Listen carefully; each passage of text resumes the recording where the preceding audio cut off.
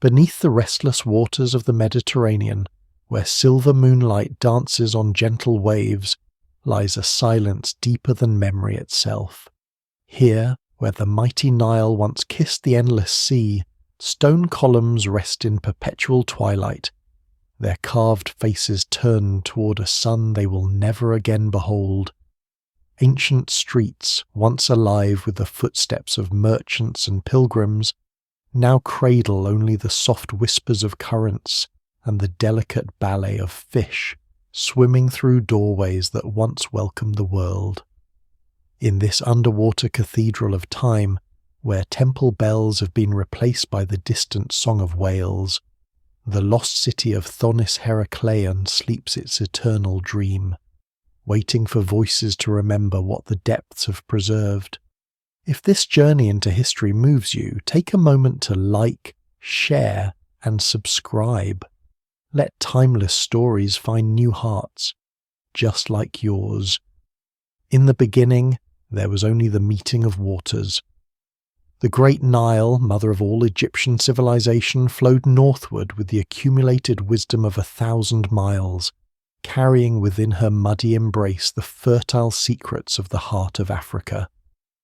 As she approached the Mediterranean Sea, her waters began to slow, spreading wide across the delta like fingers of a gentle hand reaching toward the horizon. Here, in this sacred confluence where river met sea, the ancient Egyptians recognized something profound, a place where the terrestrial and celestial realms touched, where the boundaries between the world of the living and the world of the gods became thin as morning mist. The city that would become known as Thonis to the Egyptians and Heracleion to the Greeks did not spring forth fully formed from the imagination of some ancient architect. Rather, it emerged slowly, organically, like a lotus flower unfurling its petals in the first light of dawn. The earliest settlers, drawn by the abundance of fish in these waters and the strategic advantage of controlling the mouth of the Nile, began constructing their humble dwellings on what they believed to be solid ground. They could not have known that beneath their feet lay not bedrock, but a foundation of silt and clay, accumulated over millennia by the river's patient deposits. Archaeological evidence painstakingly recovered from the Mediterranean's depths tells us that the first permanent settlements in this region date back to at least the 8th century BCE, though the area likely held religious significance for centuries before that. The location was not chosen randomly. It occupied the canopic mouth of the Nile, one of the river's most important branches, serving as Egypt's primary gateway to the Mediterranean world. From this vantage point, ancient harbour master could observe approaching vessels while there were still distant specks on the horizon, ensuring that Egypt's borders remained secure while facilitating the commerce that would make the city one of the wealthiest in the ancient world. The name Thonis itself carries within it the echoes of ancient Egyptian religious practice. It derives from the Egyptian word tahent, meaning the place of the divine flood, a reference to the annual inundation of the Nile that brought life to the land. Each year, when the river rose and merged with the sea in a spectacular display of natural power, the boundaries between Thonis and the surrounding landscape would blur, transforming the city into a kind of sacred island, connected to the mainland by a network of canals and bridges that seemed to float upon the water's surface. But the city held meaning beyond its Egyptian identity. To the Greeks, who would come to know it as Heracleion, this settlement represented something equally profound, a connection to their own mythological hero, Heracles. According to Greek legend, it was here that Heracles first set foot on Egyptian soil, and it was here that he was welcomed by the goddess Isis herself. The Greeks, master storytellers that they were, wove elaborate tales of how Heracles had performed great deeds in this very harbour, how he had lifted massive stones to create the port's foundations, and how he had blessed the city with his divine protection. The convergence of these two cultural identities, Egyptian and Greek, was not merely symbolic but practical.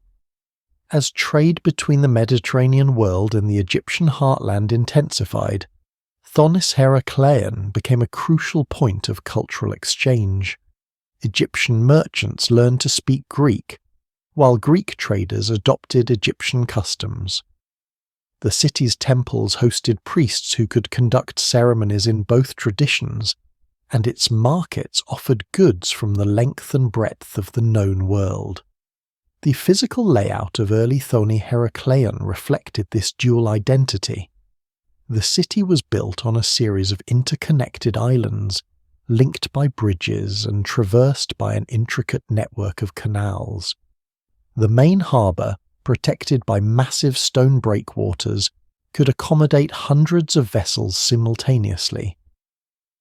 Along the waterfront, warehouses and administrative buildings stood ready to process the endless flow of goods and people. Behind them, residential districts climbed gently inland, their streets lined with workshops, taverns, and smaller temples dedicated to the myriad deities who watched over travellers and merchants. The harbour itself was a marvel of ancient engineering. Its designers had taken advantage of the natural contours of the seafloor, dredging channels where necessary and reinforcing the shoreline with massive stone blocks. A series of lighthouses, their fires visible for miles across the water, guided ships safely into port even during the darkest nights. The main lighthouse, dedicated to Khonsu, the Egyptian god of the moon, stood over 60 feet tall, its beacon reflecting off the waters like a terrestrial star. Within the city proper, the most impressive structures were undoubtedly the temples. The great temple of Amun, the king of the Egyptian gods, dominated the city's skyline with its towering columns and golden capstone that caught the first rays of each morning's sun. Nearby, the Temple of Khonsu provided a counterpoint, its silver decorations gleaming in the moonlight. These were not merely places of worship, but centres of economic and political power, their priest administrators wielding influence that extended far beyond the city's borders. The geography of Thonis-Heracleion was its destiny. Positioned at the precise point where the canopic branch of the Nile met the Mediterranean Sea, the city controlled one of the most strategically important waterways in the ancient world. This location brought tremendous advantages, but it also carried within it the seeds of the city's eventual destruction. The same forces that made Thonis-Heracleion wealthy and powerful, the constant flow of water, the soft sedimentary foundation, the intersection of tidal and riverine forces, would ultimately prove to be its undoing.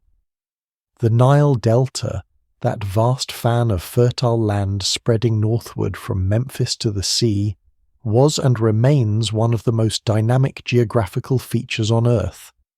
Each year, the river's flood carried countless tons of silt downstream, depositing it in layers that built up the delta's foundation grain by grain. This process, repeated annually for thousands of years, created land so rich and productive that it could support one of history's greatest civilizations. But it also created a foundation that was far from stable. The citizens of Thonis-Heracleion lived their daily lives atop this shifting foundation, largely unaware of the gradual changes occurring beneath their feet. The silt deposits that accumulated year after year were not uniform. Some areas received more sediment than others, creating an uneven subsurface that would slowly compact and settle under the weight of the city's buildings. Engineers and architects of the time, skilled though they were, could not have anticipated the long-term consequences of building a major urban centre on such unstable ground. The city's harbours required constant maintenance to remain navigable. Teams of workers, many of them slaves captured in Egypt's various military campaigns, laboured continuously to dredge channels and clear away the silt that threatened to fill them. The harbour master, a position of considerable importance in the city's hierarchy, oversaw these operations with meticulous care. Records carved into stone tablets, recovered from the underwater ruins, detail the challenges these ancient engineers faced. Shifting sandbars that could ground ships, channels that needed to be deepened seasonally, and the constant battle against the natural tendency of the delta to fill in any artificial waterway. The seasonal rhythm of the Nile flood shaped every aspect of life in Thonis-Heracleion. Each summer, as the river rose with the melting snow and seasonal rains of the Ethiopian highlands, the city would transform. Water levels that had been carefully managed during the dry season would surge, turning streets into canals and transforming the city into a vast archipelago. Far from being a hardship, this annual transformation was celebrated as a sign of the gods' favour. The flood brought not only water but also the rich silt that would fertilise crops and the promise of another year of prosperity. During flood season, the city's population would swell dramatically. Farmers from throughout the delta region would bring their families to town, seeking shelter on higher ground while their fields lay under water. Merchants would arrive with goods that could only be transported during the high water season, taking advantage of the temporary navigability of normally shallow channels. The city's temples would host elaborate festivals celebrating the flood's arrival, with ceremonies that drew pilgrims from across Egypt and beyond. The religious significance of Thonis-Heracleion's location cannot be overstated. In ancient Egyptian cosmology, the intersection of the Nile and the sea represented far more than a geographical feature. It was a sacred boundary between the ordered world of Egypt and the chaotic realm of foreign lands.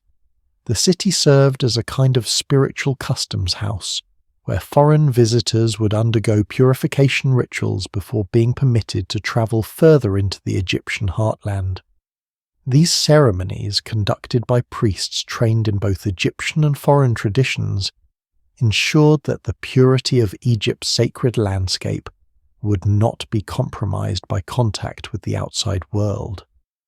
The Temple of Amun, the city's most important religious structure, was specifically positioned to take advantage of this sacred geography.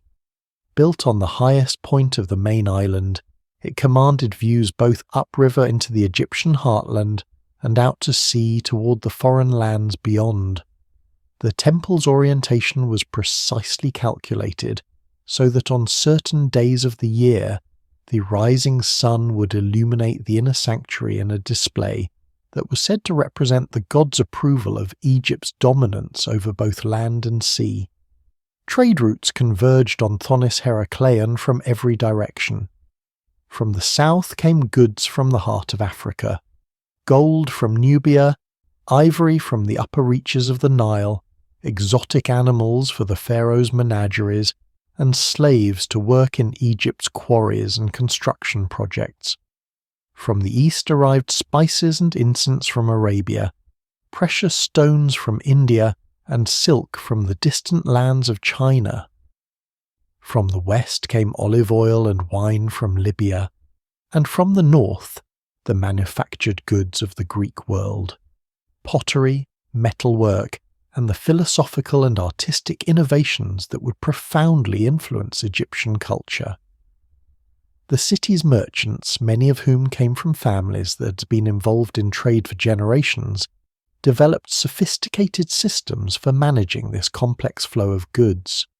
Warehouses were specialized by commodity, with separate facilities for grain, wine, oil, metals, and luxury goods.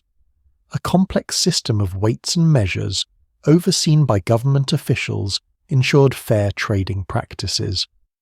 Records were meticulously maintained, carved into stone or written on papyrus, documenting every transaction and providing the information needed to collect the taxes that funded the city's operations.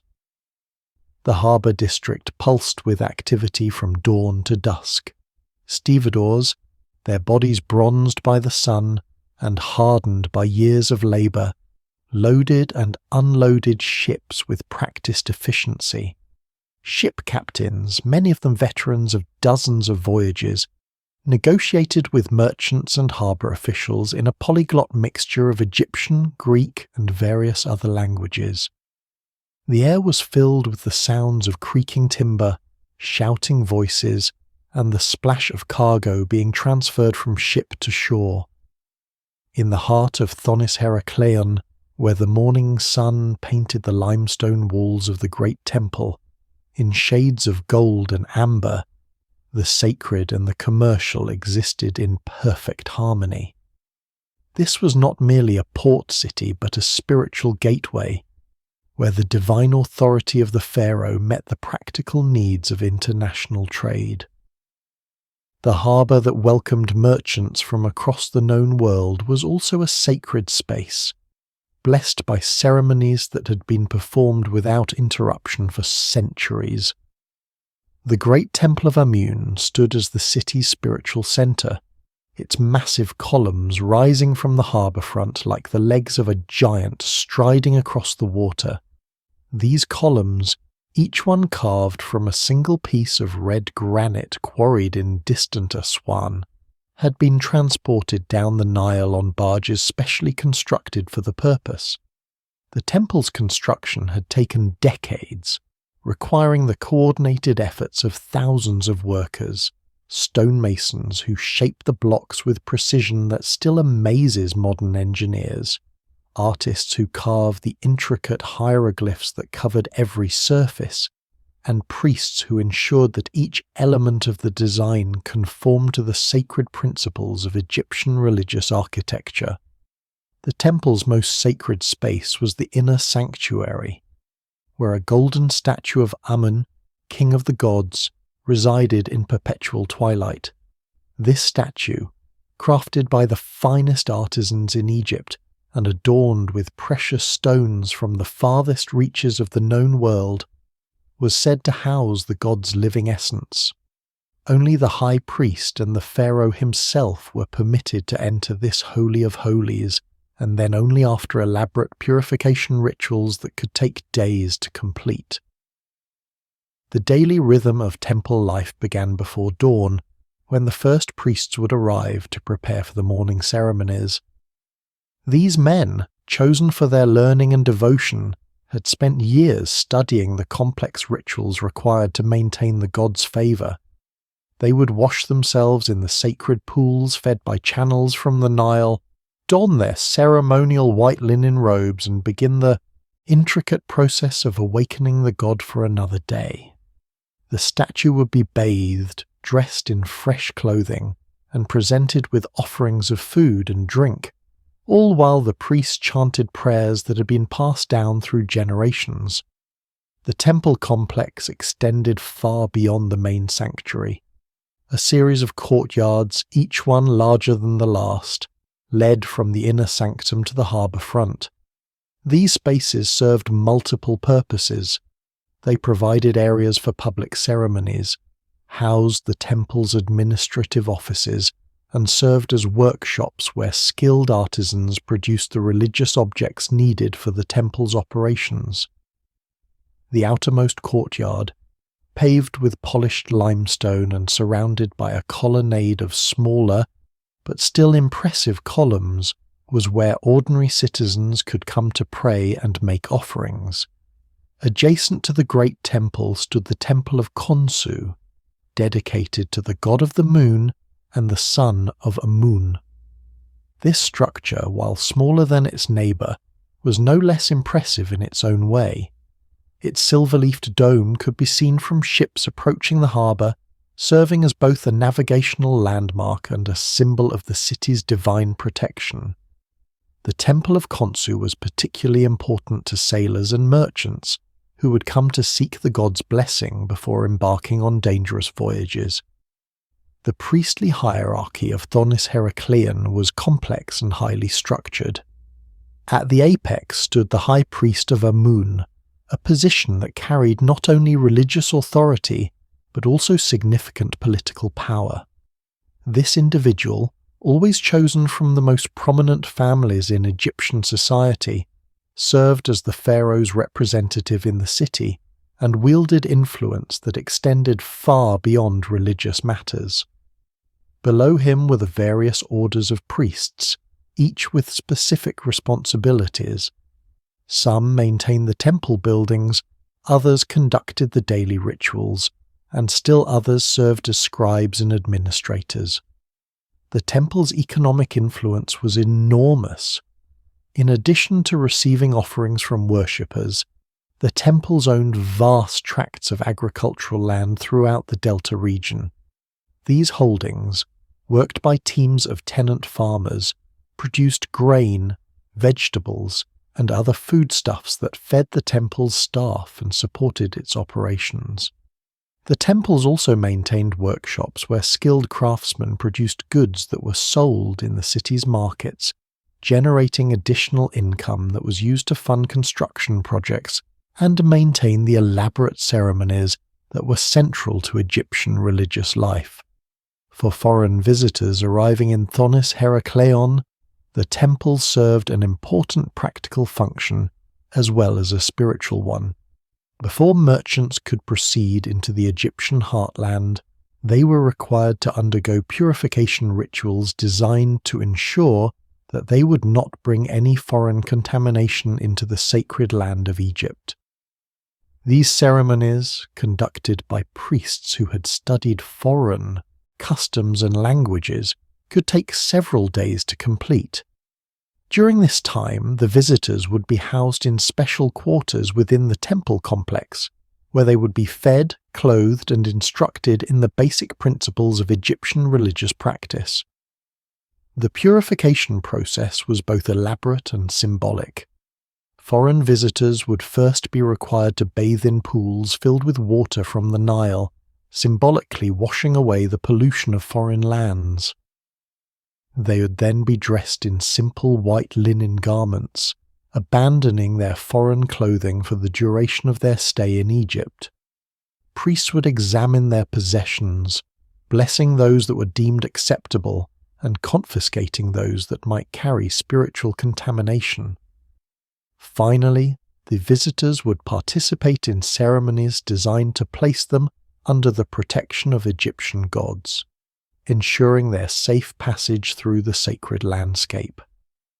The harbour itself was considered sacred space, blessed by elaborate ceremonies that were performed at regular intervals. These rituals, designed to ensure the continued favour of the gods who controlled the winds and waters, involved the participation of the entire community. Priests would board specially decorated barges and sail them around the harbour's perimeter, sprinkling sacred water and incense while chanting prayers for the safety of all who used the port. The ceremony would conclude with the sacrifice of bulls, whose blood would be mixed with Nile water and poured into the harbour to ensure the gods' continued protection. The religious calendar of Thonis-Heracleion was filled with festivals and ceremonies that drew participants from across Egypt and beyond. The most important of these was the annual festival of the sacred marriage, a celebration that commemorated the union between Amun and his consort, Mut. This elaborate ceremony, lasting for several days, involved processions, theatrical performances, and ritual banquets that brought together people from all levels of society. The festival culminated in a ceremony where the statues of the two deities were brought together in a symbolic marriage that was said to ensure the continued fertility of the land. The city's role as a religious centre was closely tied to its function as a commercial hub. The temple's need for exotic materials for their ceremonies created a market for goods from distant lands: frankincense from Arabia, lapis lazuli from Afghanistan, cedar wood from Lebanon, and gold from Nubia. Merchants who specialized in these religious commodities often became wealthy and influential, using their profits to fund the construction of private chapels and tombs that rivaled those of the nobility. The streets of Thonis-Heracleion hummed with languages from across the known world. In the markets that sprawled behind the harbour front, Egyptian merchants bargained with Greek traders in voices that carried the musical cadences of their respective tongues. Nubian gold dealers, their dark skin gleaming with perspiration in the Mediterranean sun, negotiated with pale-skinned Phoenicians who had sailed westward from the cities of the Levant. The air was thick with the scent of exotic spices, the sound of hammering from metalworkers' shops, and the constant murmur of commercial activity that never seemed to cease. The city's population was as diverse as its commercial offerings. Permanent residents included not only native Egyptians, but also communities of foreign merchants who had settled in the city to take advantage of its strategic location. These immigrants brought their own customs and traditions, creating a cosmopolitan atmosphere that was unusual for ancient Egypt. Greek philosophers could be found debating in the city's academies, while Arabian astronomers taught their skills to Egyptian students. Jewish traders, part of the diaspora that had begun centuries earlier, maintained their own quarter of the city, complete with a synagogue and schools where their children learned Hebrew alongside Egyptian and Greek. The merchant classes of Thonis-Heracleion were organized into guilds that regulated trade practices and maintained standards of quality. The Guild of Grain Merchants, one of the most powerful, controlled the export of Egypt's agricultural surplus to hungry populations throughout the Mediterranean world. These men, many of whom had inherited their positions from fathers and grandfathers who'd been in the trade for generations, possessed an intimate knowledge of market conditions throughout the region. They could predict with remarkable accuracy when harvests would be good or bad, when demand would be high or low, and how to time their shipments to maximize profits. The spice merchants formed another powerful guild, their warehouses filled with aromatic treasures from the distant east.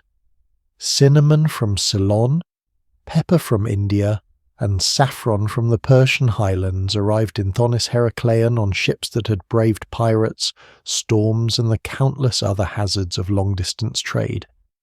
These merchants, who often spoke half a dozen languages fluently, served as intermediaries between the producers of these exotic goods and the consumers who were willing to pay premium prices for the flavors that would enhance their food and the scents that would perfume their homes. The luxury goods trade was perhaps the most glamorous aspect of the city's commercial life. Merchants who dealt in precious stones, fine textiles, and artistic objects often became wealthy enough to rival the nobility in their lifestyle. Their shops, located in the most prestigious districts of the city, were showplaces where the wealthy would come to browse among treasures that had been collected from the far corners of the earth. Silk from China, worked into garments of extraordinary beauty, hung alongside carpets from Persia, and jewellery crafted by the finest artisans of the ancient world. These slaves who provided much of the labour for the city's commercial operations came from many different backgrounds. Some were prisoners of war captured during Egypt's military campaigns in Nubia, Libya, or the Levant. Others were people who'd been sold into slavery to pay debts or as punishment for crimes. Still others were the descendants of slaves, born into bondage but often skilled in trades that made them valuable to their owners. The slave markets of Thonis-Heracleion were notorious throughout the ancient world, not for their cruelty, but for the high quality of the human merchandise they offered. The city's harbour was designed to accommodate the needs of international commerce. Different sections of the port were designated for different types of cargo. One area for grain ships, another for vessels carrying luxury goods, and a third for the military vessels that protected Egypt's commercial interests. The harbour master, a position appointed by the pharaoh himself, oversaw all of these operations with the help of a large staff of clerks, inspectors, and dock workers. Every ship that entered the harbour was required to register its cargo and pay the appropriate taxes, generating revenue that helped fund the city's operations. The process of loading and unloading ships was carefully orchestrated to minimize delays and ensure that cargo was handled safely. Teams of stevedores, many of them slaves supervised by free workers, used sophisticated systems of pulleys and ramps to move heavy cargo from ship to shore. The largest ships, which could carry hundreds of tons of goods, required several days to unload completely.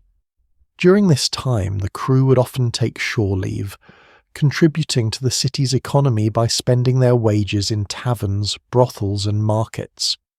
The city's reputation as a centre of learning attracted scholars and students from across the Mediterranean world. The library of Thonis-Heracleion, while smaller than its famous counterpart in Alexandria, nonetheless housed an impressive collection of texts in multiple languages.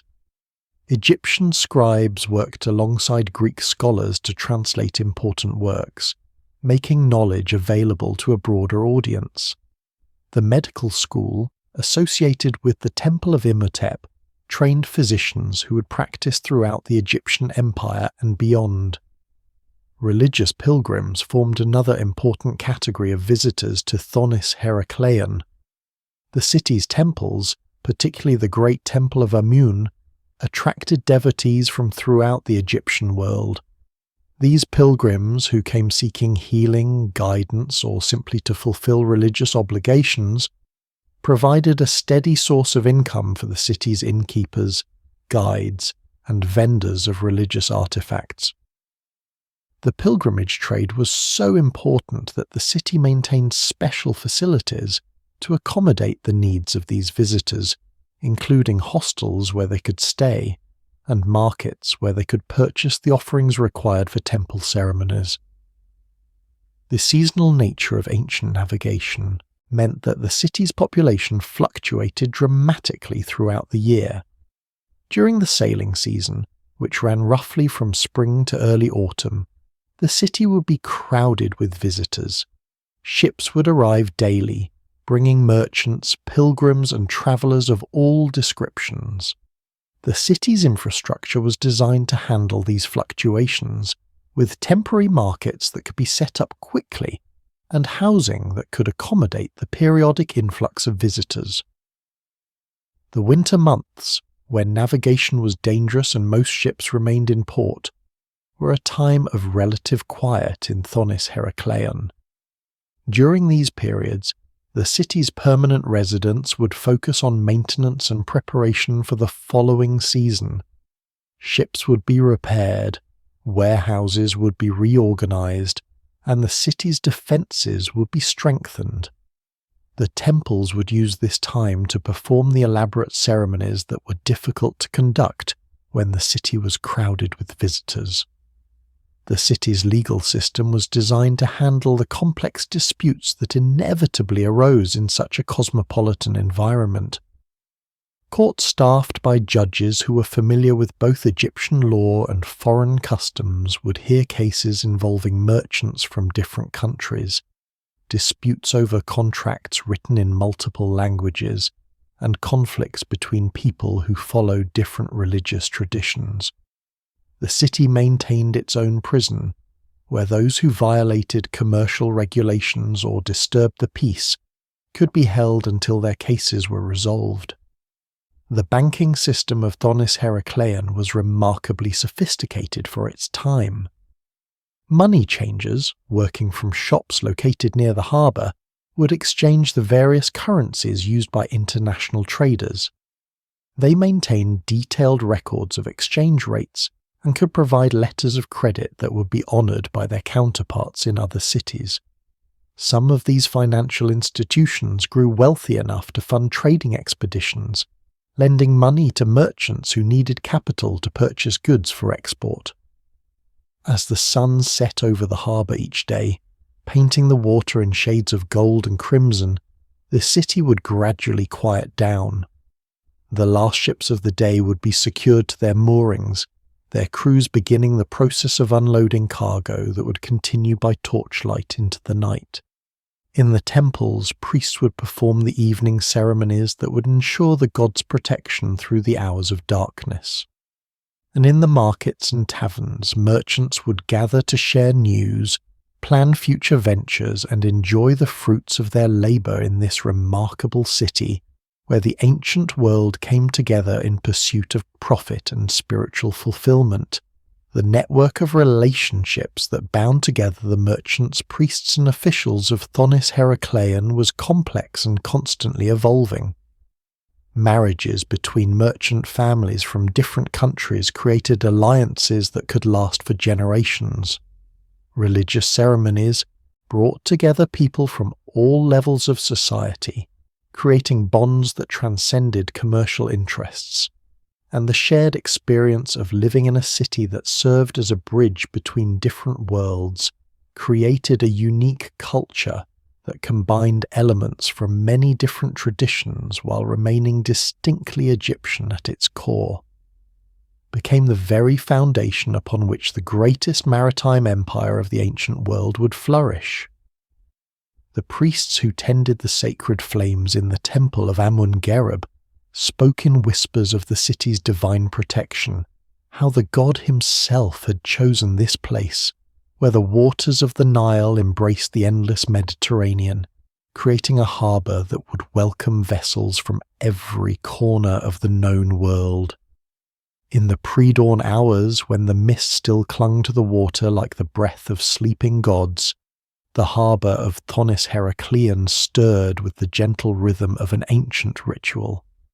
The priests of Amun moved through the sacred precincts with the measured steps of those who served not merely a city, but a divine covenant written in water and stone. Their temple, rising majestically from the harbour's edge, commanded a view that stretched from the fertile delta to the horizon where sea met sky in an endless dance of blue. The great god Amun, known to the Greeks as Heracles, presided over this watery realm with the patience of eternity itself. His temple was not merely a structure of limestone and granite, but a living symbol of the marriage between Egyptian wisdom and foreign influence, between the ancient traditions of the Pharaohs and the restless energy of Mediterranean traders. The massive columns that supported the temple's roof were carved with hieroglyphs that told the story of creation itself, where the primordial waters of Nun had given birth to all existence, and where Thonis-Heracleion now served as the earthly reflection of that cosmic birth. Every morning, as the sun painted the eastern sky in shades of gold and rose, the high priest would climb the steps to the temple's highest sanctuary. There, in a chamber that caught the first light of dawn, he would perform the daily ritual that had sustained the city for over 1,000 years. The sacred bark of Amun, carved from the finest cedar wood and inlaid with gold and precious stones, would be lifted by the temple servants and carried in solemn procession to the water's edge. The god's journey across the harbour waters was not merely ceremony, but a renewal of the divine contract that protected every ship that sought shelter in these sacred waters. The temple complex itself was a marvel that drew pilgrims from across the known world. Built on an island that had been artificially expanded and reinforced over centuries, it rose from the water like a divine mountain, its walls reflecting the changing moods of the harbour.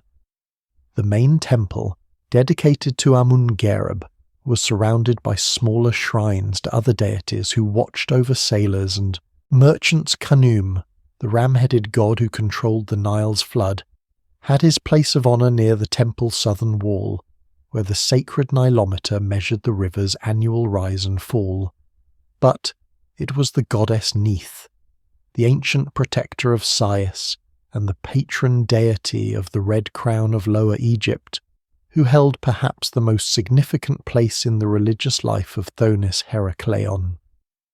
Her temple, connected to the main complex by a causeway that disappeared beneath the water at high tide, served as the final checkpoint for all foreign goods entering Egypt. It was here that the sacred tax was collected, not merely as tribute to the pharaoh, but as an offering to the goddess who had blessed Egypt with abundance since the dawn of time. The religious calendar of Thonis-Heracleion was marked by festivals that transformed the entire city into a stage for divine drama. The most magnificent of these was the festival of Amun, held during the month of Khoiak when the Nile reached its lowest ebb and the god's protection was most desperately needed. For 7 days and 7 nights, the harbour blazed with torches and oil lamps, their light dancing on the water like fallen stars. Ships from across the Mediterranean timed their arrivals to coincide with this celebration, knowing that goods blessed during the festival would fetch the highest prices in the markets of Memphis and Thebes. During these festivals, the boundary between the sacred and the secular dissolved like morning mist. Merchants who had travelled for months across dangerous seas would join their voices with those of Egyptian priests in hymns that had been sung in this harbour for 1,000 years. The Greek traders, who had established their own quarter in the city, brought their own traditions to the celebration, creating a unique fusion of religious practices that existed nowhere else in the ancient world. The priests of Thonis-Heracleion were more than religious figures. They were the guardians of ancient wisdom, the keepers of astronomical knowledge that allowed the city to predict the floods, the winds, and the tides with uncanny accuracy. In the temple scriptorium, scribes worked by lamplight to copy and preserve texts that chronicled not only religious rituals, but also the practical knowledge that made the city's prosperity possible. Mathematical calculations for engineering projects, astronomical observations for navigation, medical treatises for treating the diseases that plagued sailors, all of this knowledge was preserved within the temple walls. The temple's influence extended far beyond the confines of the city itself. Pilgrims who came to worship at the shrine of Amun often stayed for months, studying with the priests and learning the secrets of navigation, medicine, and trade. When they returned to their home cities scattered across the Mediterranean, they carried with them not only religious inspiration, but also practical knowledge that would transform their own communities. In this way, Thonis-Heracleion became a centre of learning that rivaled even the Great Library of Alexandria. As the centuries passed and the reputation of Thonis-Heracleion spread across the ancient world, the city entered what would later be remembered as its Golden Age. The harbour, which had once accommodated the simple papyrus boats of local fishermen, now welcomed vessels of extraordinary size and sophistication. Phoenician ships with their distinctive red sails brought cedar wood from the mountains of Lebanon, while Greek merchantmen arrived heavy with amphora of wine and olive oil from the islands of the Aegean. The docks of Thonis-Heracleion stretched for miles along the harbour's edge, a testament to the city's prosperity and its crucial role in the ancient world's economy. These were not simple wooden piers, but massive stone constructions that could accommodate ships of up to 50 metres in length. The engineering required to build such structures in the soft delta soil was remarkable, with foundations that extended deep into the riverbed and were reinforced with millions of tons of stone blocks quarried from the distant hills of Upper Egypt. Each section of the harbour was specialised for different types of cargo and different origins. The eastern quays were reserved for the grain ships that carried Egypt's surplus harvest to hungry cities across the Mediterranean. These vessels, some of the largest ever built in the ancient world, could carry up to 1,200 tons of wheat, barley, and other grains in their deep holds. The sight of these massive ships being loaded with the golden treasure of Egypt was one that impressed even the most travelled merchants, a reminder of the agricultural wealth that made Egypt the breadbasket of the ancient world. The western docks welcomed the luxury traders, merchants who dealt in goods so precious that their arrival would be announced by special heralds throughout the city. From the far reaches of the Red Sea came ships laden with frankincense and myrrh, aromatic resins that were worth more than their weight in gold. The journey these merchants had undertaken was perilous beyond imagination, crossing the deserts of Arabia and navigating the treacherous waters of the Red Sea before making the overland journey to the Nile and then down the river to Thonis-Heracleion. From the south came the ivory traders, men who had ventured deep into the heart of Africa to bring back the white gold that adorned the palaces of pharaohs and the temples of gods. These merchants would arrive with their precious cargo carefully wrapped in linen and guarded by warriors who'd been paid in advance for their lives if necessary. The ivory trade was not merely about luxury, but about the symbols of power and divinity that could only be carved from the tusks of elephants.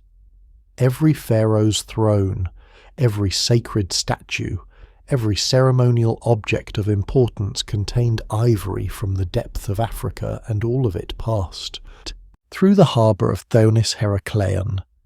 The spice merchants occupied their own quarter near the temple district, where the aromatic treasures they brought from distant lands would be sorted, weighed, and distributed according to ancient contracts that had been negotiated in the courtyards of the temple itself. Cinnamon from the forests of Ceylon, pepper from the mountains of India, cardamom from the western Ghats. These spices were not merely flavouring for food, but medicine, preservatives, and religious offerings that connected the daily life of every Egyptian to the vast network of trade that made civilization possible. But perhaps the most remarkable aspect of Thonis-Heracleion's commercial success was the system of weights and measures that governed all trade within the city. The priests of Amun were not only religious leaders, but also the guardians of commercial law, ensuring that every transaction was conducted according to standards that were recognized from the Pillars of Hercules to the shores of the Black Sea. The sacred cubit, the unit of measurement that had been established by the gods themselves, was maintained with religious precision in the temple's treasury, where master craftsmen would come to calibrate their measuring tools against the divine standard. The currency system of Thonis-Heracleion was equally sophisticated, accommodating the diverse monetary traditions of the many peoples who traded in the city. Egyptian grain measures were accepted alongside Phoenician silver weights, Greek coins, and Nubian gold dust. The money changers who operated from small booths near the harbour's entrance were skilled mathematicians who could calculate exchange rates in their heads and convert between dozens of different monetary systems without error. Their honesty was guaranteed by the priests, and any merchant who was cheated could appeal directly to the temple for justice. The wealth that flowed through Thonis-Heracleion was not hoarded, but reinvested in the city's infrastructure and defences. The harbour was constantly being expanded and improved, with new docks built to accommodate ever larger ships and new warehouses constructed to store the increasing volume of goods that passed through the port. The city's walls were reinforced with the finest stone and guarded by professional soldiers who were paid well enough to ensure their loyalty even in times of political upheaval. The lighthouse of Thonis-Heracleion, while not as famous as its sister beacon in Alexandria, was nonetheless a marvel of ancient engineering. Built on a natural rise in the harbour's centre, it stood nearly 100 metres tall and could be seen from a distance of 30 kilometres on a clear day. The light itself was maintained by a crew of skilled technicians who worked in shifts around the clock, ensuring that the beacon never failed. The fuel for the lighthouse came from the city's own olive groves, and the mirrors that focused the light were made from polished bronze that was replaced every few years to maintain maximum effectiveness. The merchants who made Thonis-Heracleion their home were among the wealthiest individuals in the ancient world, but they were also bound by traditions of civic responsibility that ensured the city's continued prosperity. The great merchant houses funded public works projects, supported the temples, and maintained private armies that supplemented the city's defences. When natural disasters struck, as they inevitably did in the delta's unstable environment, it was the merchants who provided the resources necessary for reconstruction and recovery. In the cosmopolitan atmosphere of Thonis-Heracleion, where the languages of a dozen civilizations mingled in the morning air above the harbour, cultural exchange was not merely inevitable, but essential to the city's very existence. The narrow streets that led from the docks to the temple district were lined with workshops where Egyptian craftsmen worked alongside Greek artisans, Phoenician metal workers, and Nubian jewellers, creating objects of beauty and utility that incorporated the best traditions of all these ancient cultures. The Greek quarter of the city, established during the 7th century BCE when the pharaoh Psamtik I opened Egypt to foreign trade, had evolved into a sophisticated district that maintained its Hellenic character while adapting to the rhythms of Egyptian life. The agora, or marketplace, that formed the heart of this district was built according to Greek architectural principles, but decorated with Egyptian motifs that reflected the hybrid nature of the city's culture. Here, philosophers from Athens would debate with priests from Memphis, creating a synthesis of ideas that existed nowhere else in the ancient world. The Phoenicians, those master traders who'd established commercial networks from Spain to the Black Sea, brought their own unique contributions to the cultural mix of Thonis-Heracleion. Their quarter, located near the harbour's western edge, was famous for its skilled craftsmen who worked in metals, textiles, and the precious purple dye that was worth more than gold. The Phoenician temples dedicated to Melkart and Astarte stood alongside Egyptian shrines in a religious tolerance that was remarkable for its time. The process of cultural fusion was most evident in the city's art and architecture. The great houses of the merchant princes combined Egyptian monumentality with Greek proportions and Phoenician decorative sensibilities. The walls of these mansions were adorned with frescoes that depicted scenes from Egyptian mythology, executed in the naturalistic style of Greek painting. Gardens that followed the formal patterns of pharaonic design were planted with exotic flowers and trees brought from every corner of the Mediterranean by merchant ships. The religious life of Thonis-Heracleion reflected this cultural synthesis in ways that would have been impossible in any other city of the ancient world. The festival of Amun, the city's patron deity, incorporated elements from Greek, Phoenician, and Egyptian traditions, creating a celebration that was uniquely cosmopolitan. Greek hymns were sung in the temple of Amun, while Egyptian priests participated in the festivals of Heracles, creating a religious calendar that acknowledged the divine presence in all cultural traditions. The educational system that developed in Thonis-Heracleion was equally remarkable for its integration of diverse intellectual traditions. The temple schools, which had traditionally focused on Egyptian hieroglyphic writing and religious instruction, expanded their curricula to include Greek philosophy, Phoenician mathematics, and the astronomical knowledge that merchants from distant lands brought to the city. Students from across the Mediterranean came to study in these schools, learning not only the technical skills they would need for careers in trade and diplomacy, but also the cultural sensitivity that was essential for success in the cosmopolitan world of international commerce. The legal system of Thonis-Heracleion had to accommodate the diverse legal traditions of the many peoples who lived and worked in the city. Egyptian law, with its emphasis on ma'at or divine justice, provided the foundation for the city's legal system, but Greek concepts of citizenship and Phoenician commercial law were incorporated into a hybrid system that was remarkably effective for its time.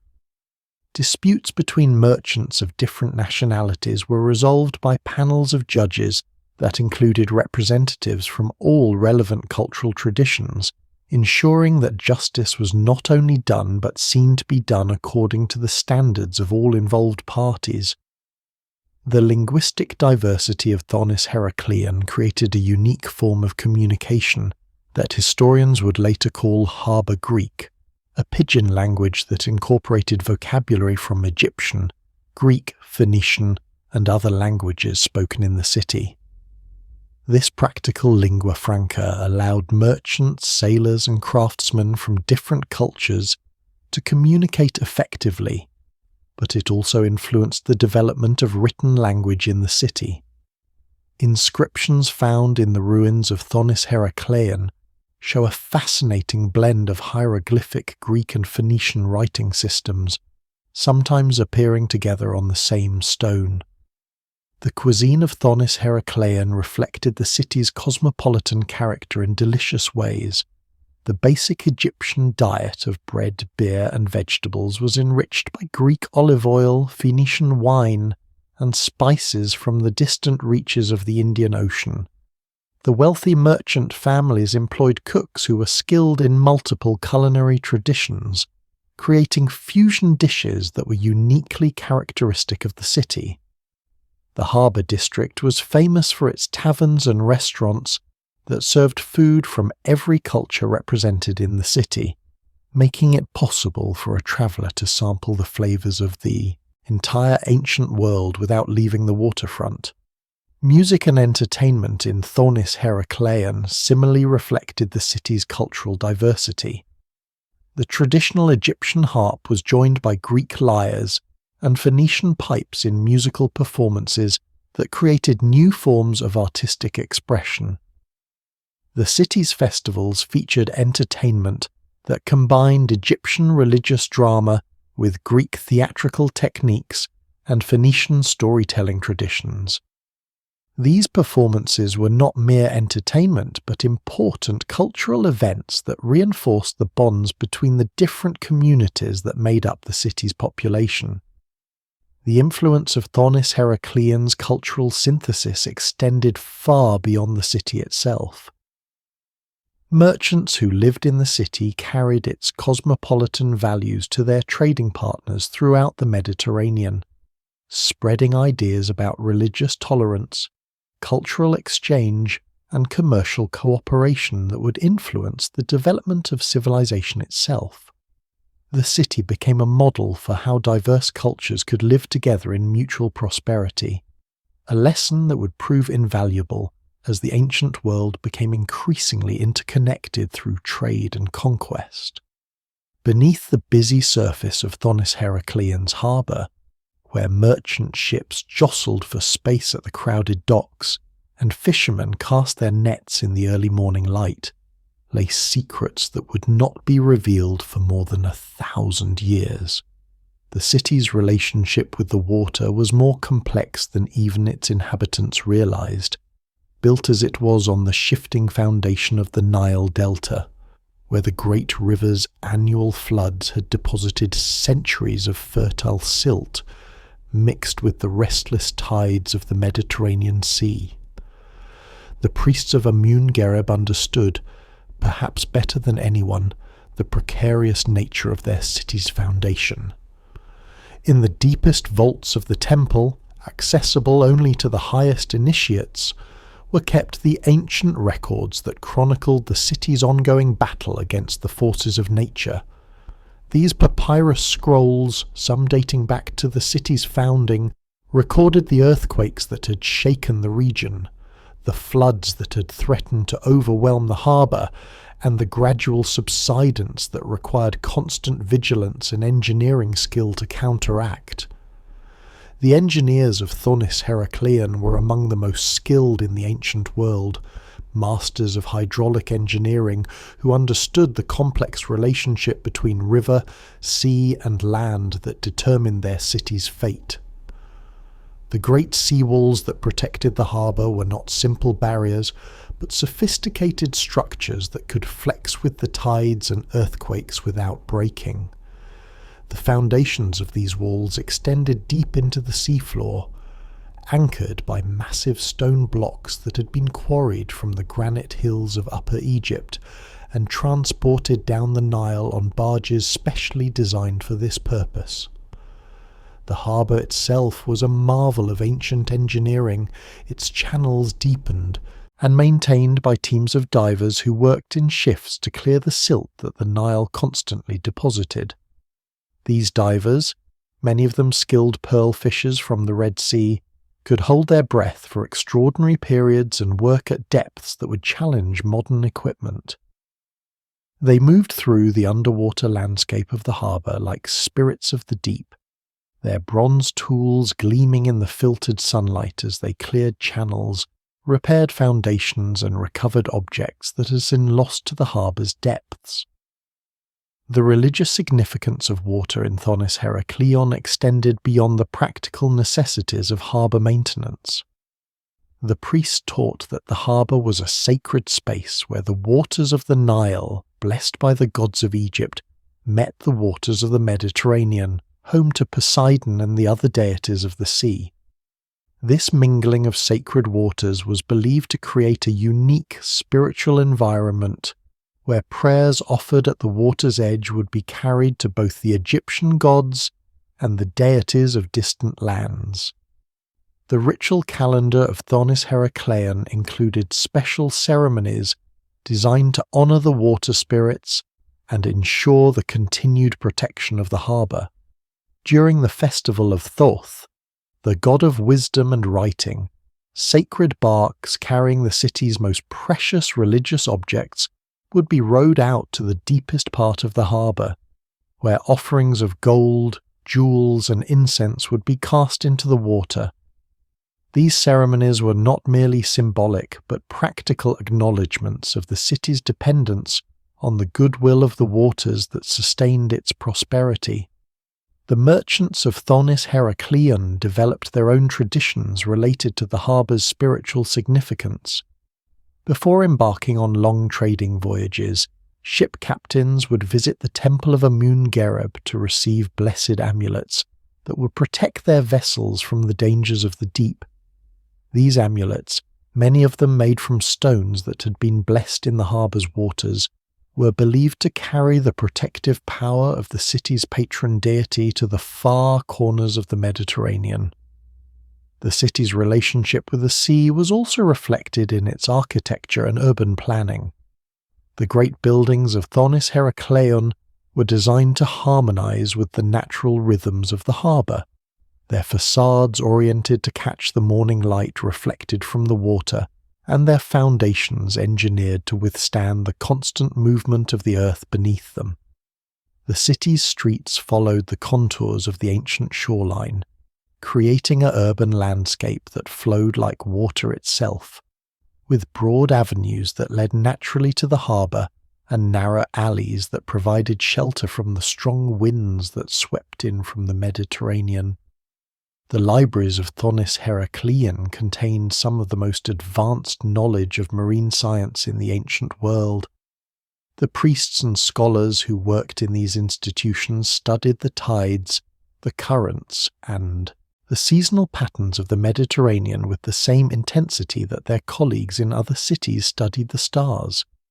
Their observations were recorded in detailed charts that were consulted by navigators throughout the ancient world, making Thonis-Heracleion not only a centre of commerce, but also a crucial source of the knowledge that made long-distance sea travel possible. The harbour's depths held treasures that went beyond the material wealth of lost cargoes and sunken ships. The priests spoke of underwater gardens where sacred lotus flowers bloomed in the brackish water, their roots extending deep into the silted floor of the harbour. These mystical gardens were said to be visible only to those who had been purified by the proper rituals, and they were believed to be the dwelling place of water spirits who watched over the city's prosperity. The seasonal rhythms of the harbour created a natural calendar that governed the life of the city. During the flood season, when the Nile rose to its highest levels, the harbour would fill with muddy water that carried the fertile silt of Upper Egypt. This was the time for dredging and harbour maintenance, when the city's engineers would work frantically to clear channels and repair the damage caused by the flood's force. During the dry season, when the Nile retreated to its lowest levels, the harbour would become crystal clear, its depths revealing the ancient foundations of the city and the artifacts that had accumulated over centuries of continuous occupation. The children of Thonis-Heracleion grew up with an intimate knowledge of the harbour's moods and rhythms. They learned to swim in its waters, to read the signs that predicted changes in the weather, and to understand the complex relationship between the city and the sea that sustained it. Many of them would eventually become sailors, merchants, or priests, carrying with them the deep understanding of the maritime world that made Thonis-Heracleion the greatest port of the ancient world. As the sun set over the harbour each evening, painting the water in shades of gold and crimson, the people of Thonis-Heracleion would gather on the waterfront to watch the ancient ritual of the day's end. The fishing boats would return from their work, their nets full of the silver treasure that the sea provided daily. The merchant ships would secure their moorings for the night, their crews gathering in the taverns and temples to give thanks for safe passage and successful trade. And in the deepest part of the harbour, where the waters were darkest and most mysterious, the spirits of the deep would continue their eternal watch over the city that had learned to live in harmony with the sea. The priests who tended the eternal flame in the temple of Amun noticed it first, a subtle shift in the sacred waters that surrounded their sanctuary. The tide pools that had remained constant for generations began to deepen imperceptibly, and the morning mist that rose from the canals carried a different quality, heavier and more persistent than the gentle vapours they had known for countless dawns. In the reign of Ptolemy II Philadelphus, when the 3rd century before the Common Era was still young, the seeds of transformation were already taking root beneath the limestone foundations of Thonis-Heracleion.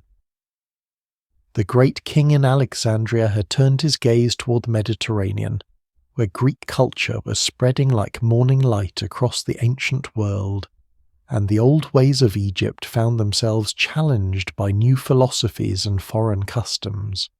The port city that had once served as the exclusive gateway to Egypt now faced competition from Alexandria, the gleaming metropolis that bore the conqueror's name. Ships that had once anchored in the sacred harbour of Thonis-Heracleion increasingly chose the deeper waters and broader quays of the newer city, where Greek merchants spoke in familiar tongues and where the bureaucracy moved with the efficiency of Hellenistic administration. Yet Thonis-Heracleion did not surrender its significance easily.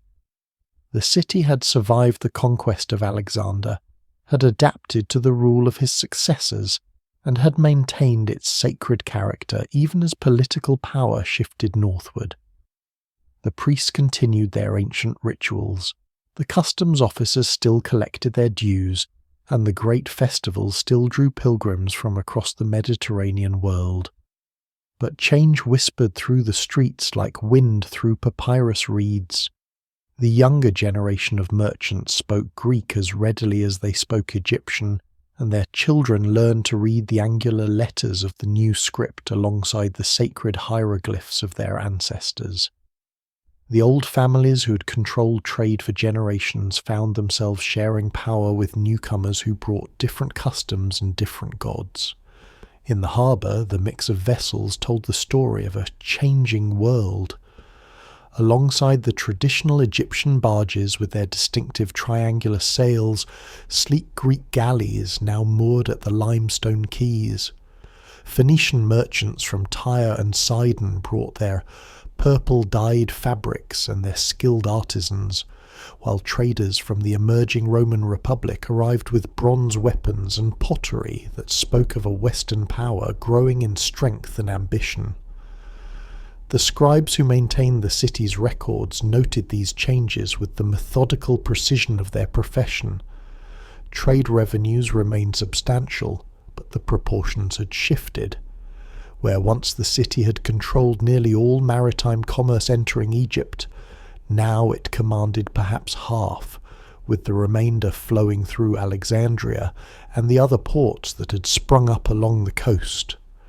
The high priest of Heracleion, an elderly man named Kaemwaset, who had served the god for more than 4 decades, watched these transformations with the philosophical acceptance of one who had witnessed the rise and fall of many earthly powers.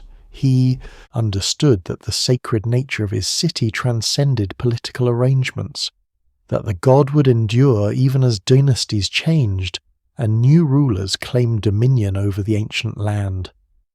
In the temple of Amun, the rituals continued unchanged.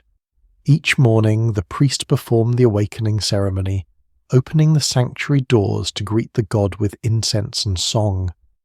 The eternal flame burned with the same steady radiance it had maintained for centuries, fed by the sacred oils that merchants brought from the southern regions of Nubia and the eastern deserts.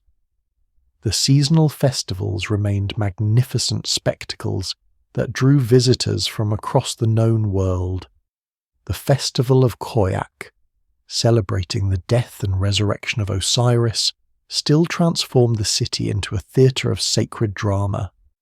Processions wound through the streets, carrying the sacred bark of the god from temple to temple, while thousands of pilgrims filled the squares and lined the canals to witness the ancient mysteries. Yet even in these sacred observances, the influence of change could be felt. Greek visitors, initially puzzled by the elaborate rituals and strange gods, began to find connections between the Egyptian deities and their own divine pantheon. They saw in Amun echoes of their own Heracles, in Isis aspects of their Demeter, in Osiris parallels to their dying and rising gods. This syncretism, the blending of different religious traditions, became one of the defining characteristics of Thonis-Heracleion's later period. The city that had once been fiercely protective of its Egyptian identity now embraced a cosmopolitan spirituality that welcomed diverse forms of divine worship. Greek merchants built shrines to their ancestral gods alongside Egyptian temples, while Egyptian priests learned to interpret their ancient wisdom in terms that foreigners could understand. The great library that had been established in the city's scholarly quarter became a centre of this cultural fusion. Scribes worked to translate Egyptian texts into Greek, while Greek scholars studied the hieroglyphic tradition with the dedication of devoted pupils. Mathematical treatises, medical texts, and philosophical works crossed linguistic boundaries, creating a rich intellectual environment that rivaled the more famous Library of Alexandria. Among the most significant developments of this period was the evolution of the city's religious architecture. The temples, while maintaining their traditional Egyptian forms, began to incorporate elements of Greek design. Columns carved in the classical orders appeared alongside traditional Egyptian pillars, while Greek geometric patterns adorned walls that also bore hieroglyphic inscriptions. The Palace of the Sacred Bark, where the god's ceremonial vessel was housed between festivals, received particular attention during this period. Ptolemy II himself contributed to its renovation, adding a magnificent columned hall that combined Egyptian grandeur with Greek elegance. The hall's ceiling was painted with astronomical scenes that reflected both traditions, Egyptian constellations sharing the heavens with Greek zodiacal signs. In the residential quarters, the architecture of daily life also reflected these cultural currents. The traditional Egyptian courtyard houses, with their flat roofs and inward-facing designs, were joined by Greek-style dwellings that featured peristyles and gardens in the Hellenistic manner. The wealthy merchants who could afford such luxuries often maintained homes that reflected both traditions, with Egyptian shrines in one wing and Greek symposium halls in another. The city's educational system adapted to serve this multicultural population. The temple schools continued to teach Egyptian writing and religious knowledge, but they now also offered instruction in Greek literature and philosophy. Young men from prominent families might study Egyptian theology in the morning and Greek mathematics in the afternoon, preparing themselves for careers in an increasingly complex world. Women, too, found their roles evolving in this changing environment. Egyptian women had always enjoyed considerable legal and social freedom compared to their counterparts in other ancient societies, but the Greek influence brought new possibilities. Some learned to read Greek literature, while others became involved in the syncretic religious movements that blended Egyptian and Greek spiritual traditions. The famous priestess Amun, who served in the Temple of Isis during this period, became renowned for her ability to conduct religious ceremonies in both Egyptian and Greek, making the mysteries accessible to pilgrims from across the Mediterranean. Her bilingual hymns, fragments of which have been preserved in later texts, demonstrate the sophisticated cultural synthesis that characterized Thonis-Heracleion during its mature period.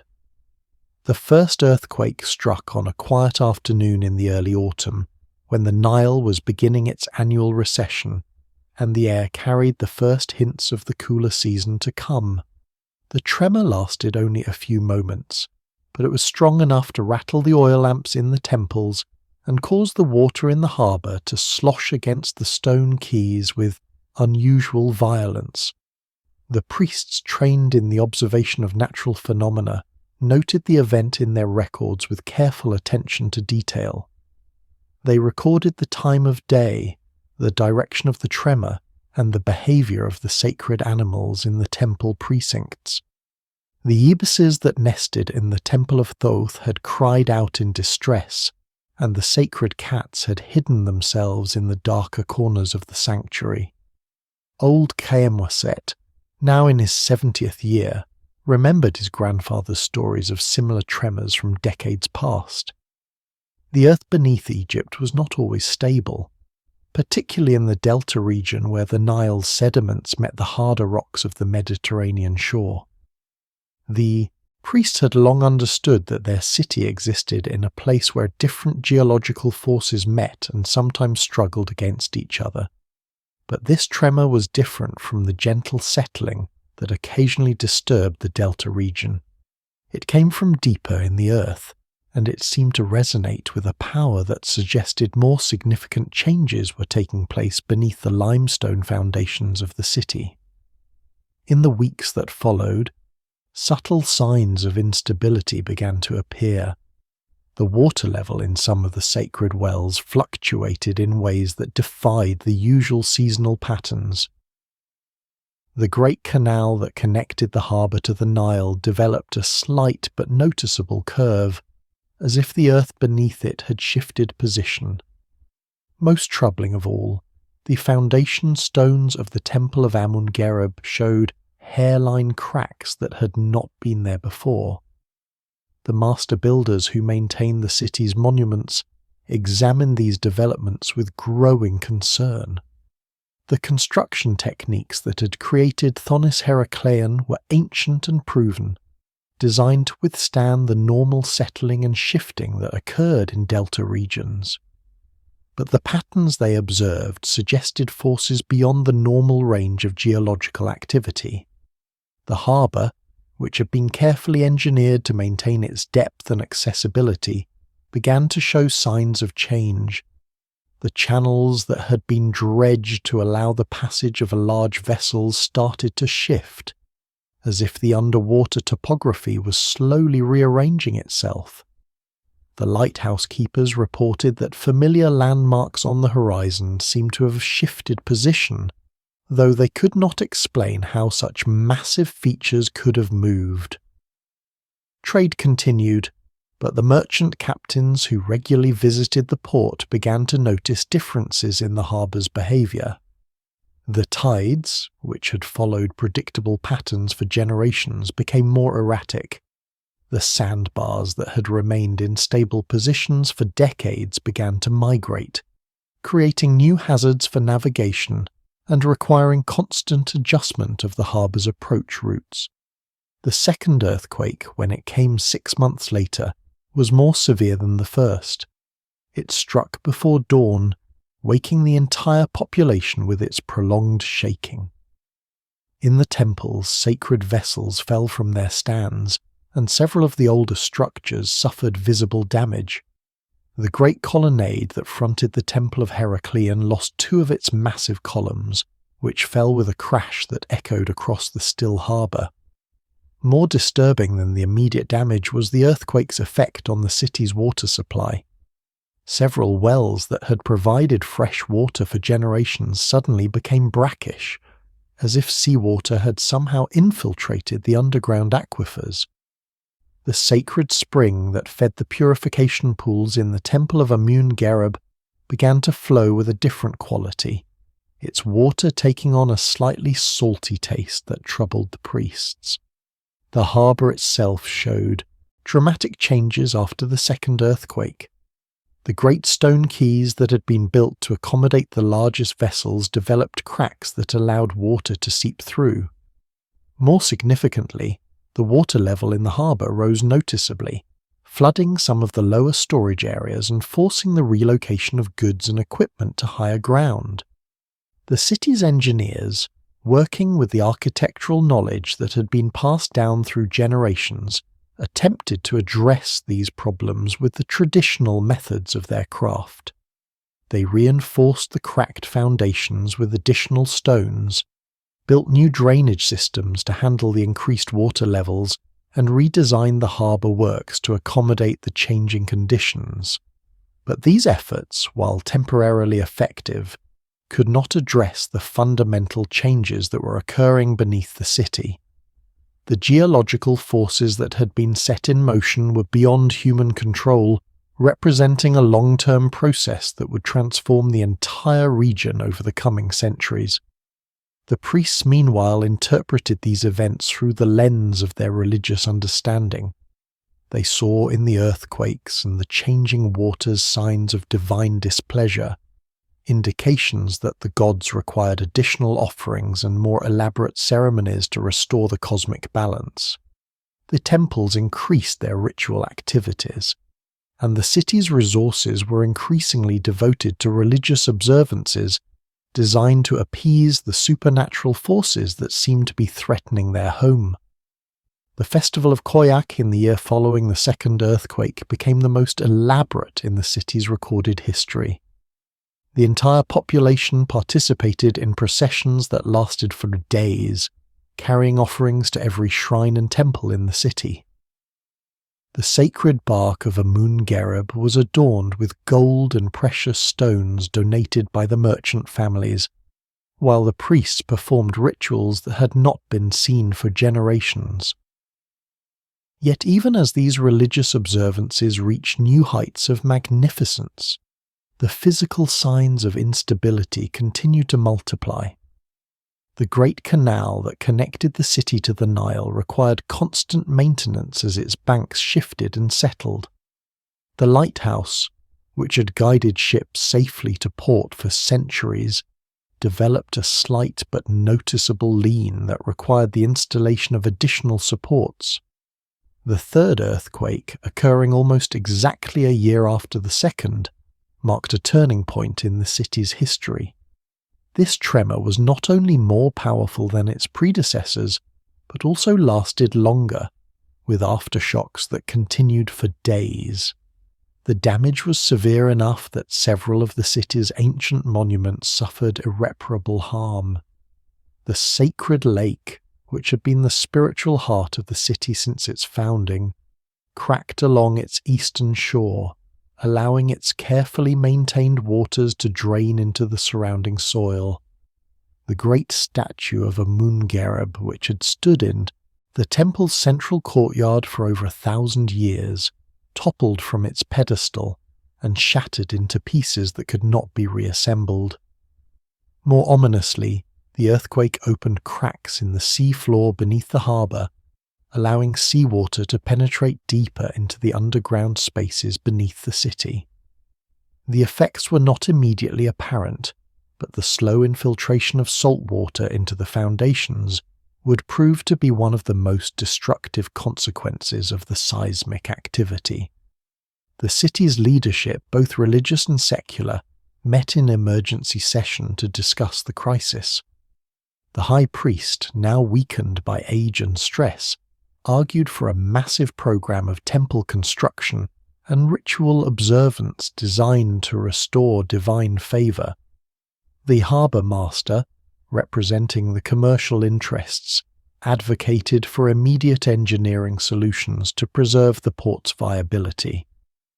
The governor, appointed by the Ptolemaic administration in Alexandria, found himself caught between these competing priorities while also dealing with pressure from the royal court to maintain the city's contribution to the kingdom's revenues. The economic importance of Thonis-Heracleion remained significant, but the costs of maintaining the infrastructure were increasing dramatically. A compromise was reached that committed the city to both religious and practical responses to the crisis. The temples would receive additional funding for expanded ritual activities, while the harbour works would be redesigned to accommodate the changing conditions. The city's stonemasons and engineers would work alongside the priest to create solutions that addressed both the physical and spiritual dimensions of the problem. The reconstruction efforts that followed the third earthquake represented one of the most ambitious building projects in the city's history. Skilled craftsmen were brought from across Egypt and the Mediterranean to work on the restoration of damaged monuments and the construction of new defences against future seismic activity. The master mason Amenhotep stood ankle-deep in brackish water, studying the foundations of the great temple with the focused attention of a physician, examining a patient whose illness had progressed beyond easy remedy. The limestone blocks that had supported the magnificent structure for centuries now showed signs of erosion that spoke of a process more insidious than mere weathering. The salt water that had begun to infiltrate the underground spaces beneath the city was proving to be a more formidable enemy than the earthquakes themselves. While the tremors had caused dramatic but localized damage, the slow chemical action of dissolved salt was attacking the very substance of the city's foundations, gradually weakening the bonds that held the massive structures together. Amenhotep had inherited his position from his father, who had learned the craft from his grandfather, creating a chain of knowledge that stretched back through the generations to the original builders of Thonis-Heracleion. But none of his ancestors had faced a challenge like this one. The traditional methods of construction, designed for the stable conditions of the river delta, were inadequate for a city that was gradually sinking into the sea. The engineering problems were compounded by the changing nature of the ground itself. The sediments that had provided a solid foundation for the city's monuments were becoming saturated with seawater, causing them to become soft and unstable. Buildings that had stood firmly for centuries began to settle unevenly, creating cracks and distortions that threatened their structural integrity. The harbour, which had been the source of the city's prosperity, was becoming increasingly difficult to maintain. The stone quays that had been built to withstand the normal forces of wind and tide were being undermined by the changing conditions beneath the water. The great breakwater that protected the harbour from storms developed gaps that allowed waves to enter the previously calm waters. The city's water supply, which had always been abundant and pure, became increasingly compromised as salt water contaminated the wells and springs that had served the population for generations.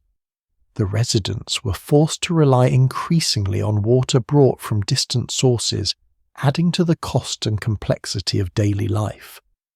The priests, who had initially interpreted the earthquakes as signs of divine displeasure, began to develop a more nuanced understanding of the crisis facing their city.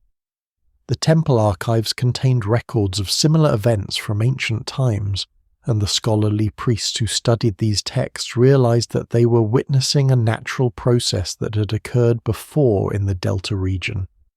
The sacred writings spoke of cities that had been swallowed by the waters, of temples that had vanished beneath the waves, of gods who had departed their earthly homes to seek new dwellings among the stars. These accounts, which had been preserved as religious literature, now took on a new significance as practical guides to understanding the challenges facing Thonis-Heracleion.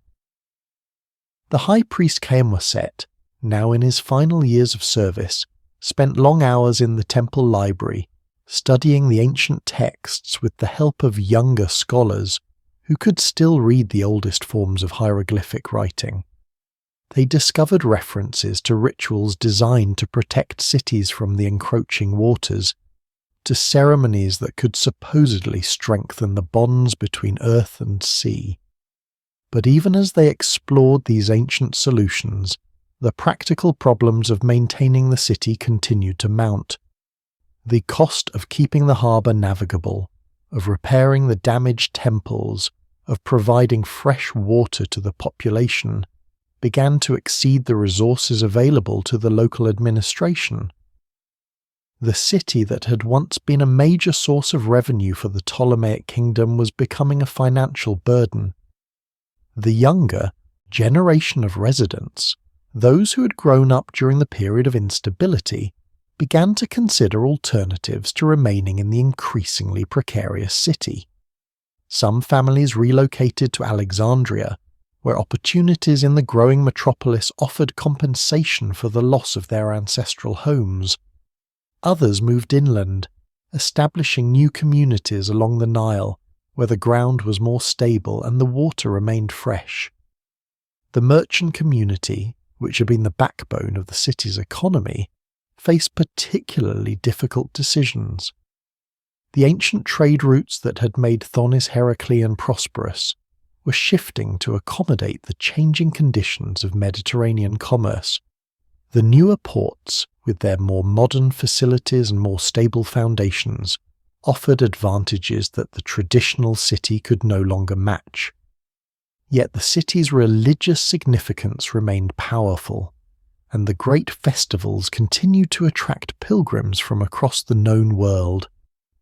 The festival of Koyak, in particular, became even more elaborate as the community invested its remaining resources in maintaining the traditional observances. The processions that wound through the flooding streets took on an almost desperate quality, as if the participants hoped that their devotion might somehow arrest the forces that were destroying their home. The temple of Amun, despite the damage it had suffered, remained the spiritual centre of the city.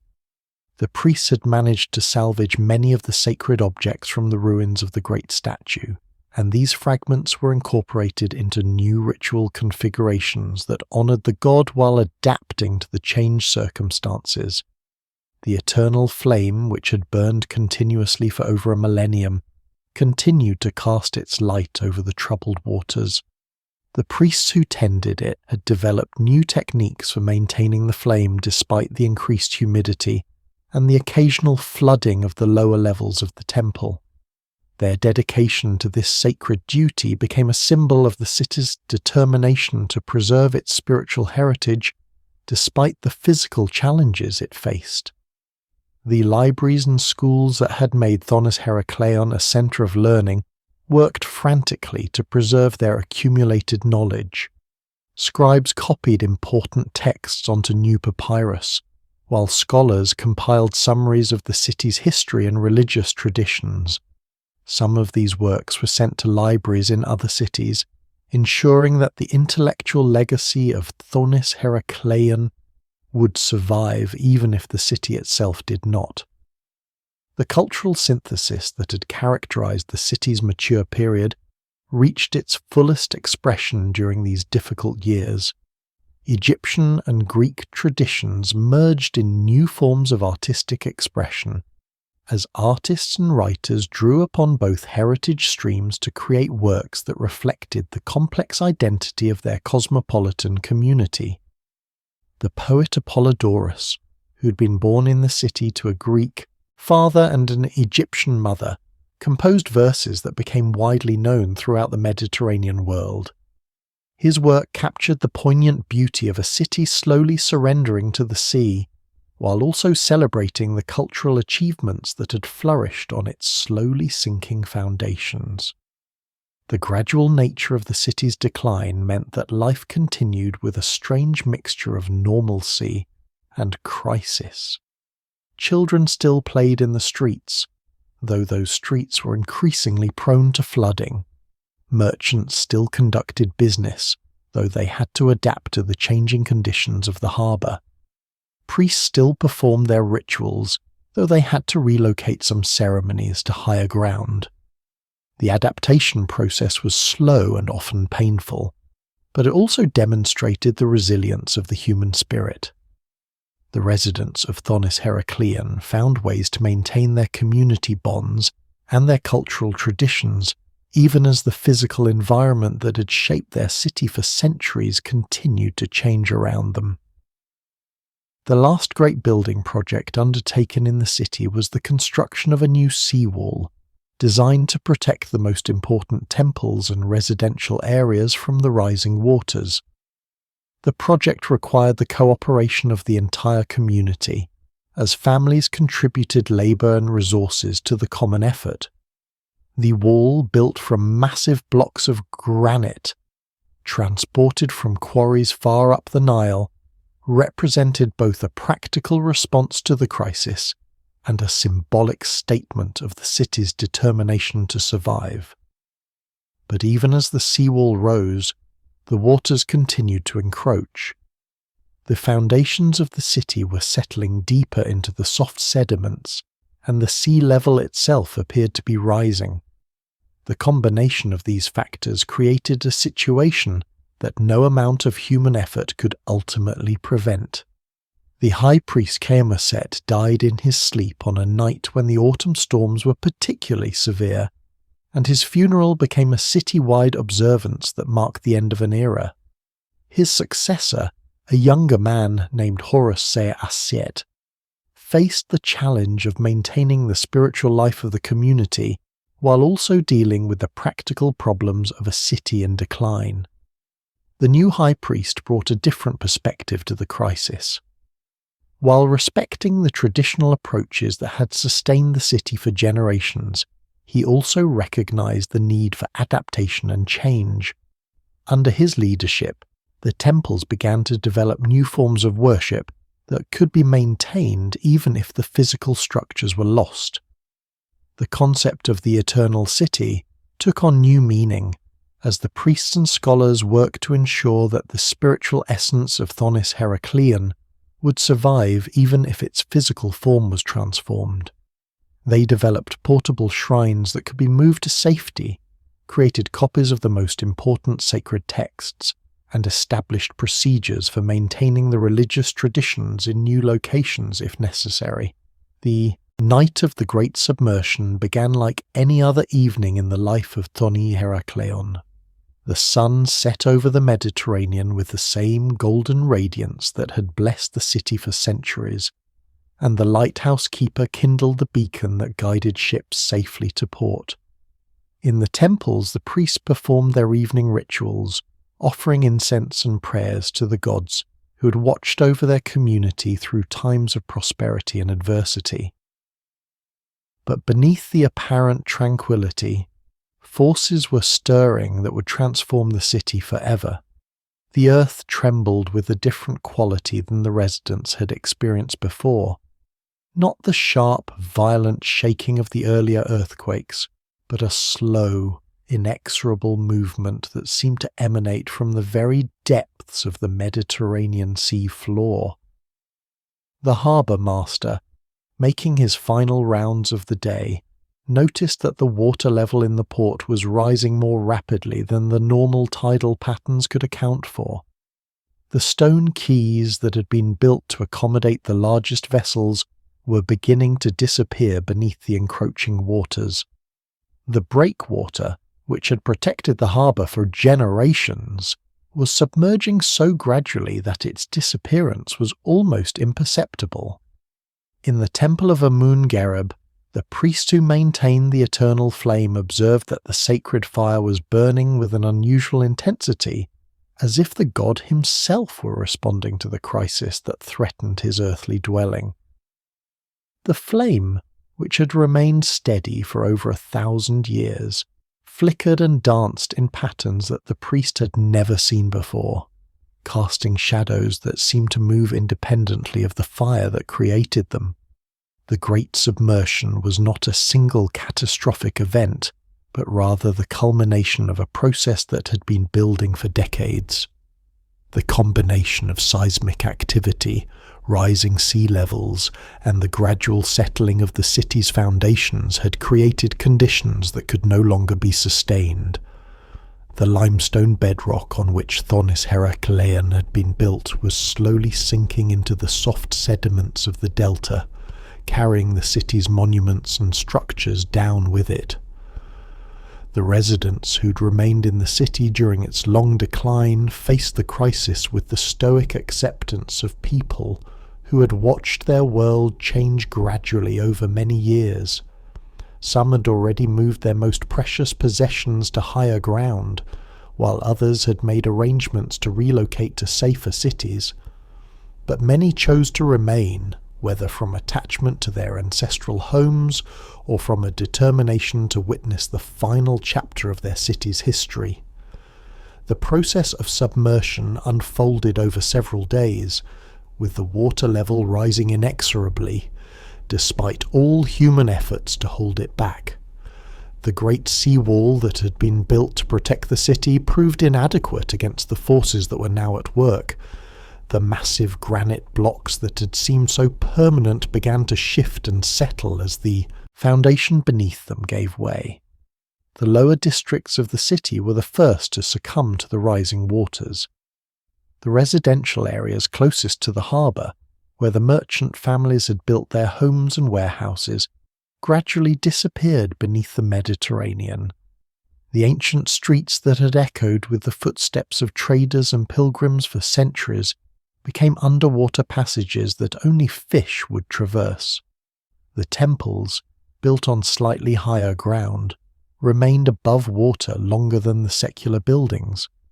The great temple of Amun, with its massive stone construction and elevated position, continued to function even as the water lapped at its foundations.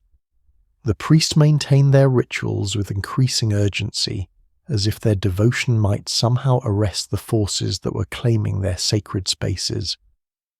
The eternal flame, which had burned continuously for over a millennium, finally succumbed to the rising waters on the third day of the submersion. The priests had managed to keep it burning even as the lower levels of the temple flooded, but when the water reached the level of the sanctuary itself, the sacred fire was extinguished for the first time in recorded history. The moment of the flame's extinction was witnessed by the handful of priests who had remained at their posts until the very end.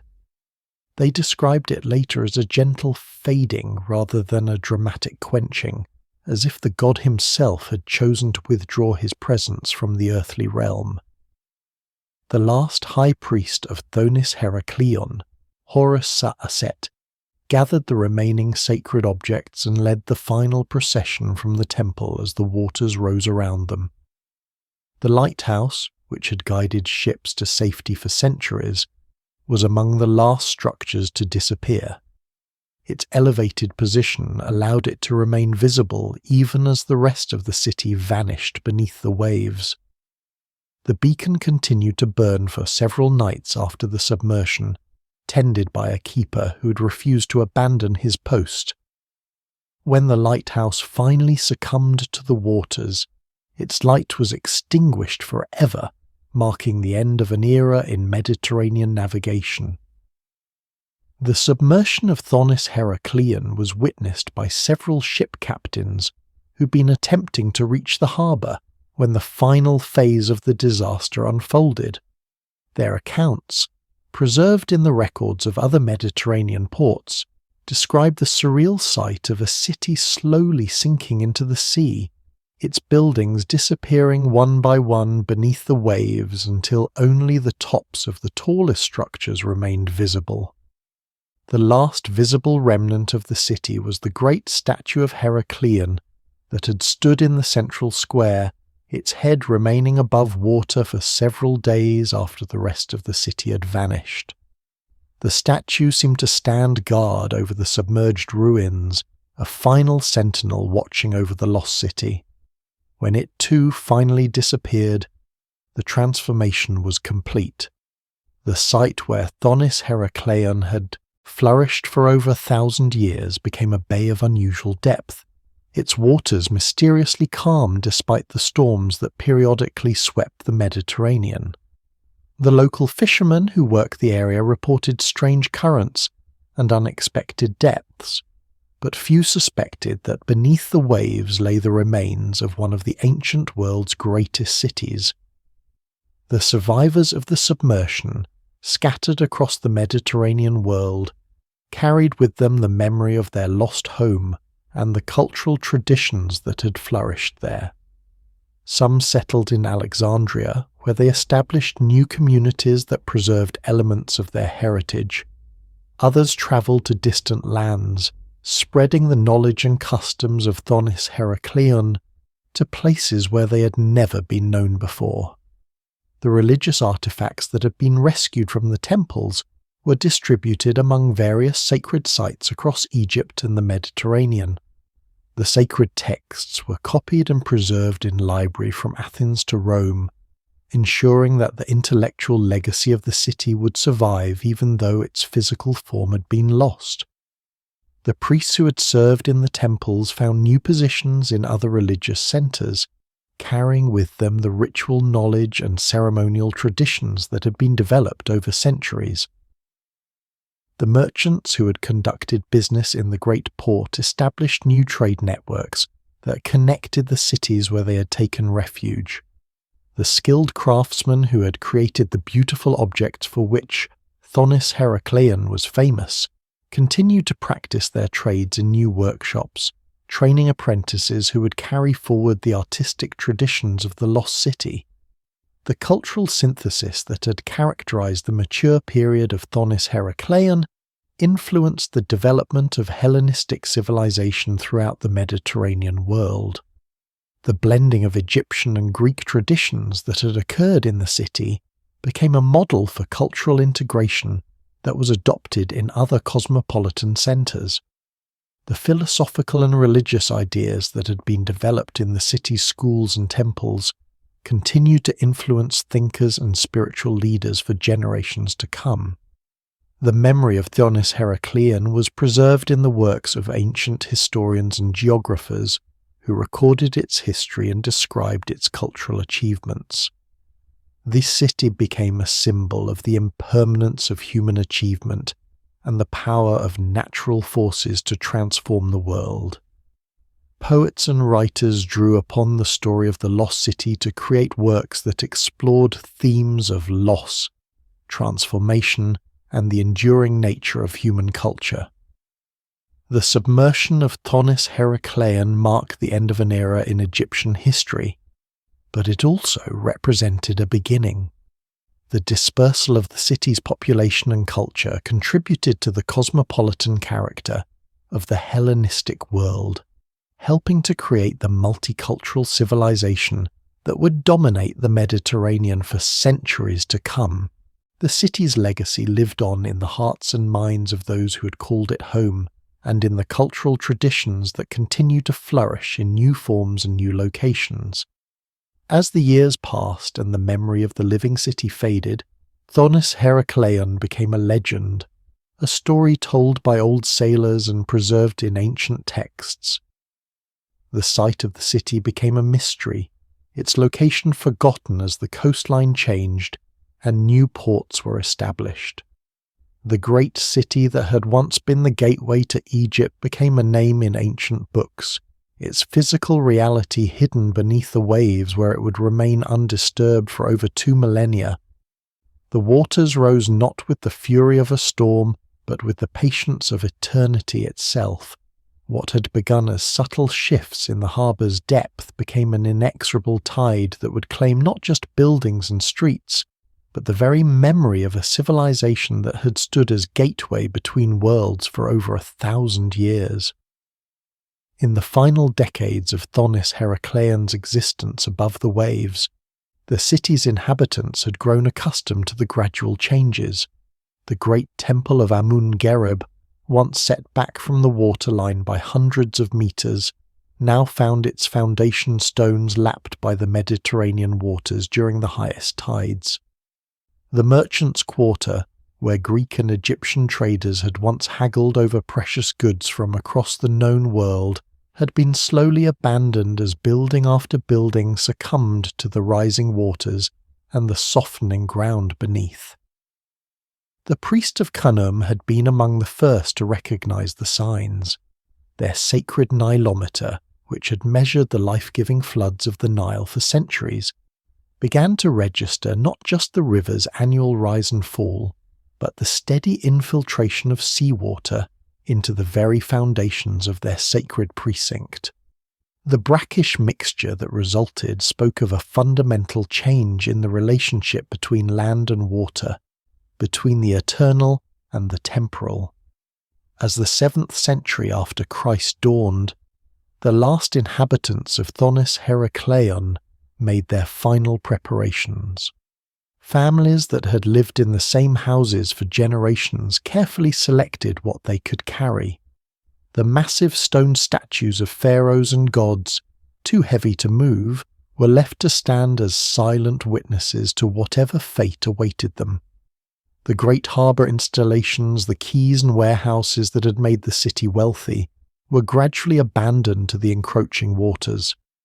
The final earthquake came not as a single catastrophic event, but as a series of tremors that continued over several months. Each tremor caused a little more of the city to slip, a little more of the carefully constructed drainage systems to fail, a little more of the sea to claim what had once been land. The process was so gradual that many of the city's inhabitants had time to relocate to Alexandria or Memphis, carrying with them stories and memories that would become legends in their new homes. When the sea finally claimed the last of Thonis-Heracleion's buildings, it did so with a gentleness that seemed almost merciful. The waters rose slowly, preserving rather than destroying, embracing the ancient stones with a protective embrace that would shield them from the harsh passage of time above. The great temple of Amun, its massive columns still standing, simply disappeared beneath the surface, its sacred fires extinguished by the same waters that had once carried pilgrims to its doors. For 13 centuries, Thonis-Heracleion slept beneath the waters of Abukir Bay. The city that had once been a bridge between civilizations became a secret held by the sea itself, its existence slowly fading from human memory as the world above continued its relentless march through time. The Mediterranean, which had taken the city so gently, became its guardian.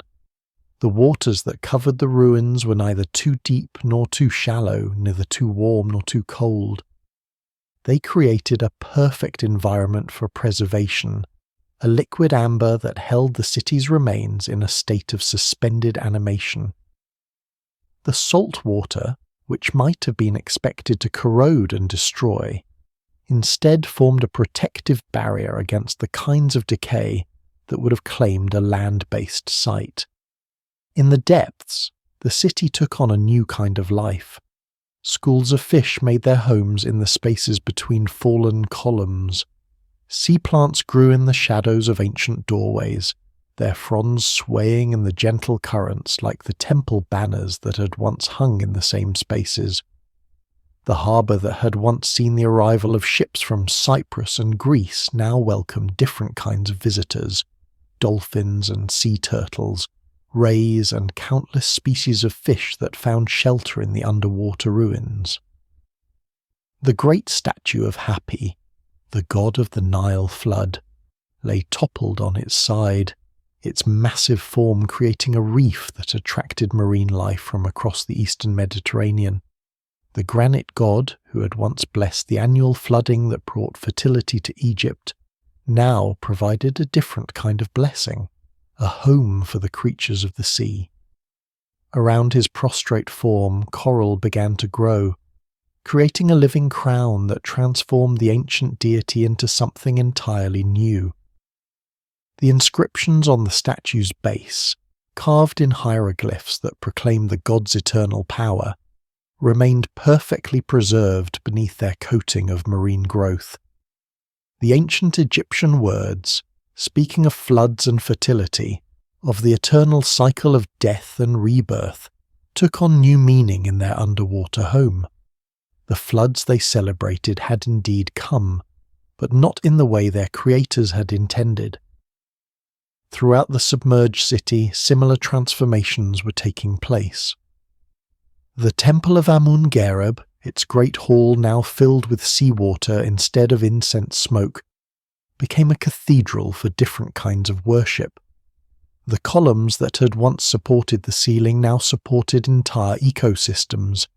Each capital, carved, with lotus flowers and papyrus plants, became home to real plants of the sea, creating a garden that was both ancient and eternally new.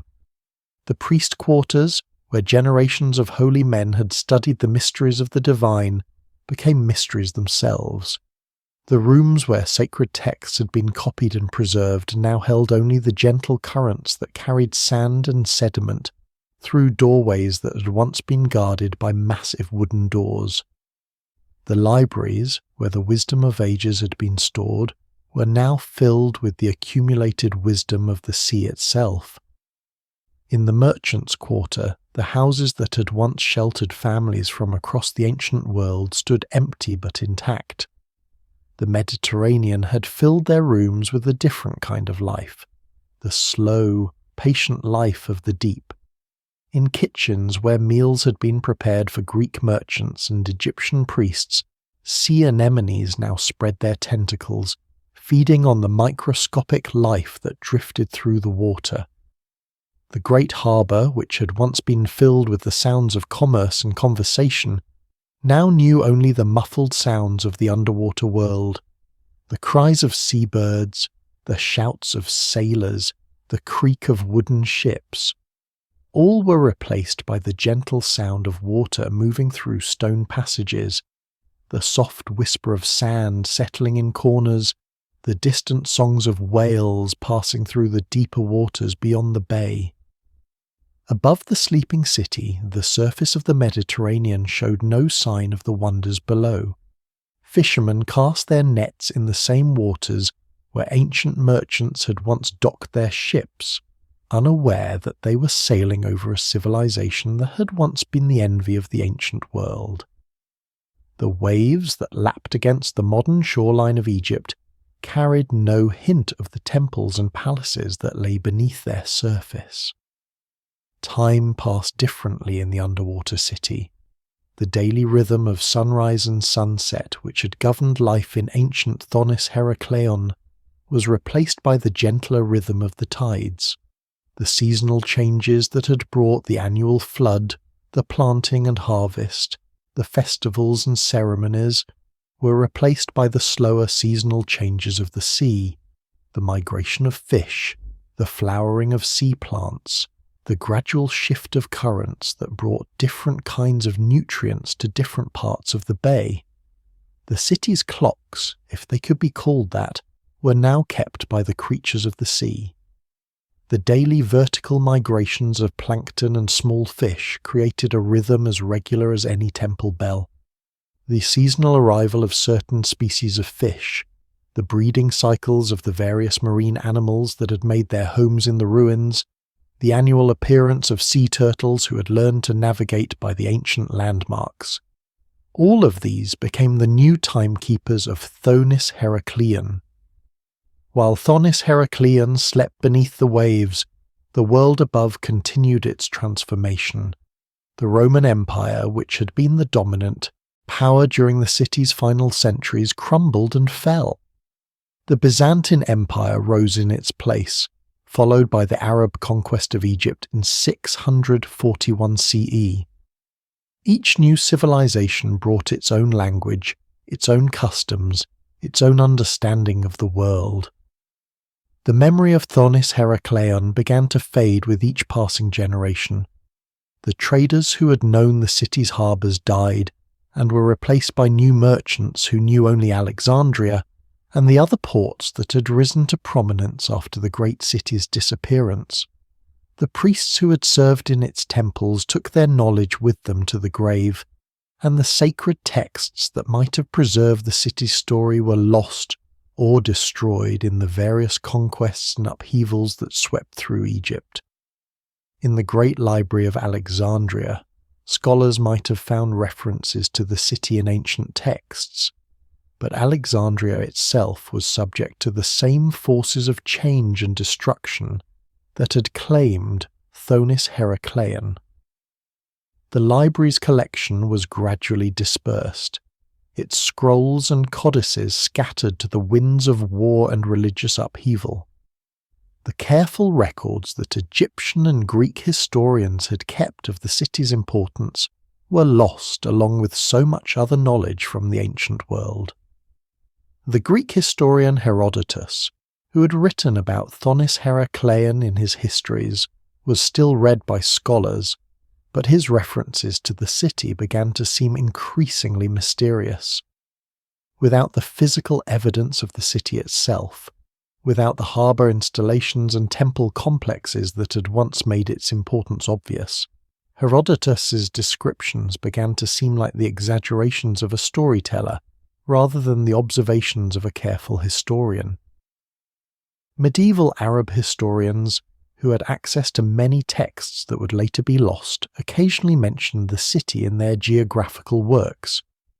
They spoke of it as a place that had once existed, a port that had been important in the time of the Pharaohs, but even they seemed uncertain about its exact location or the reasons for its disappearance. The city became a legend, a half-remembered story told by old men who had heard it from their grandfathers.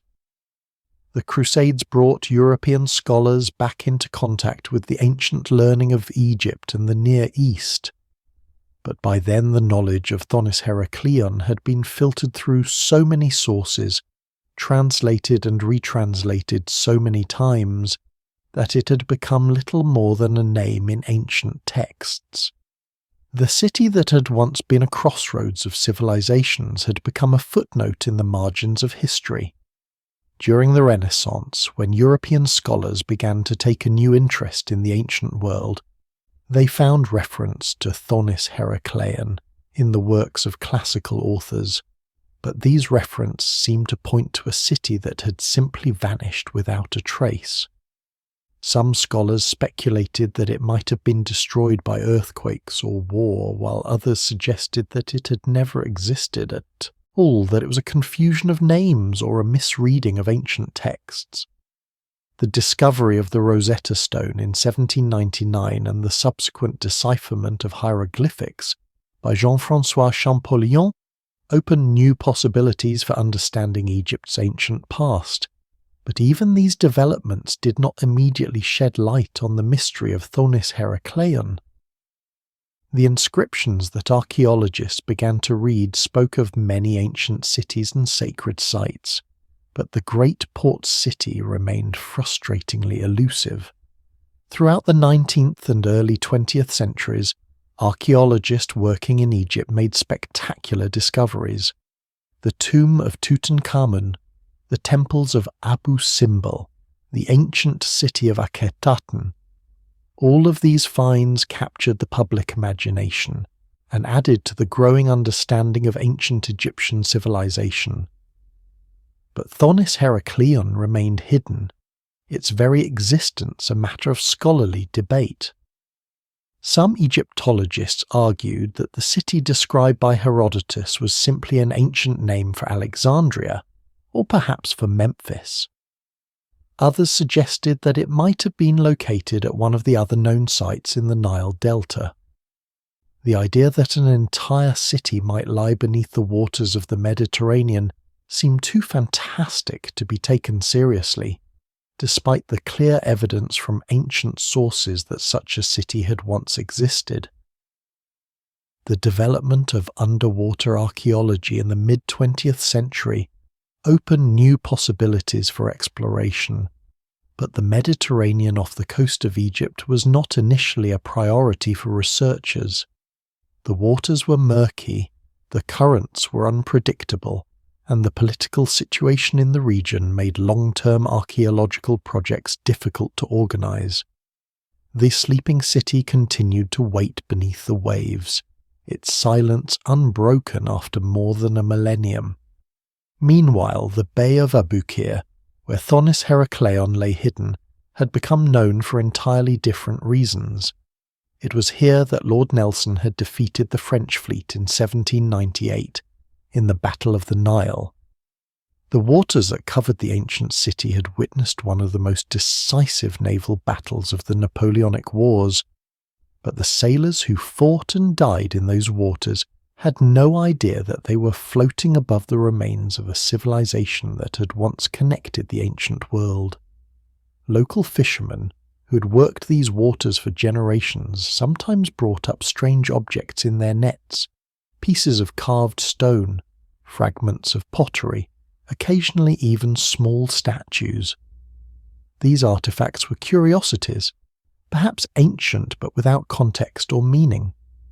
They were often sold to tourists or collectors, their true significance unrecognized. The fishermen had no way of knowing that they were pulling up fragments of one of the most important cities of the ancient world. The city's silence was so complete that it had become absence itself. Maps of ancient Egypt showed the Nile Delta dotted with cities and towns, but where Thonis-Heracleion had once stood, there was now only blue water. The great port that had welcomed ships from across the ancient world had been erased from the surface of the earth as completely as if it had never existed. In the museums of Europe and America, visitors could see artifacts from Memphis and Thebes, from Alexandria and Aswan, but there were no galleries dedicated to Thonis-Heracleion. The city that had once been as important as any in Egypt had left no trace in the consciousness of the modern world. Its temples had no tourists, its harbours no ships, its streets no footsteps. The academic debates about the city's existence continued in scholarly journals and at conferences, but these discussions seemed increasingly abstract. Without physical evidence, without the kinds of dramatic discoveries that had made other ancient cities famous, Thonis-Heracleion remained a puzzle for specialists rather than a wonder for the world. Beneath the debates and the forgetting, beneath the changing currents of history and scholarship, Thonis-Heracleion continued its patient sleep. The city that had once pulsed with the life of 3 civilizations now knew only the gentle rhythms of the sea, These same waters that had taken the city also protected it, creating a time capsule that preserved not just buildings and artifacts, but entire ways of life. In the temple of Amun, the great statue of the god still stood in its sanctuary, its face turned toward what had once been the east, toward the rising sun that no longer reached its eyes. The god's expression, carved in granite by an artist whose name was lost to time, remained serene and eternal. The smile that had once welcomed pilgrims from across the ancient world now welcomed only the creatures of the deep. The offerings that had once been placed at the god's feet, bread and wine, flowers and incense, had long since dissolved into the sea. But new offerings had taken their place. Schools of fish swam in patterns that seemed almost ritualistic around the statue's base. Sea plants grew in arrangements that suggested the flower garlands that had once decorated the temple during festivals. The god's worship had not ended. It had simply changed form. In the residential quarters of the city, the houses that had once sheltered families from across the ancient world stood like silent witnesses to vanished lives. The bedroom where a Greek merchant had once slept beside his Egyptian wife was now home to a family of octopi, their 8 arms exploring the same spaces where human arms had once embraced. The kitchen where children had learned to cook the foods of 2 cultures was now a nursery for fish, their young finding safety in the stone corners where pots and pans had once been stored. The courtyard where the family had once gathered for meals was now a garden of a different kind. Sea anemones spread their tentacles where flowering plants had once bloomed. The fountain that had once provided fresh water for the household now provided a different kind of refreshment, a habitat for the smallest creatures of the sea, whose lives were as brief and precious as the flowers that had once bloomed in the same space. The workshop where the family's patriarch had once crafted jewellery for the temple priests and the wealthy merchants of the city had become a different kind of workshop. Here, the patient work of marine life continued the ancient tradition of creation. Shellfish built their homes with the same care that human hands had once taken in setting precious stones. The tools of the goldsmith had become perches for sea plants that grew in patterns as intricate as any human design. Throughout the submerged city, similar transformations had taken place. The bakery where bread had been made for the temple ceremonies was now a cave where fish came to spawn, their reproductive cycles as regular as the festivals that had once marked the religious calendar. The school where children had learned to read hieroglyphs and Greek letters was now a classroom of a different kind, where young fish learned the patterns of survival from their elders. The great harbour of Thonis-Heracleion had become a different kind of port. Instead of ships from Cyprus and Greece, it now welcomed the seasonal migrations of fish and sea turtles. The quays where merchants had once unloaded their precious cargoes were now resting places for rays and sharks.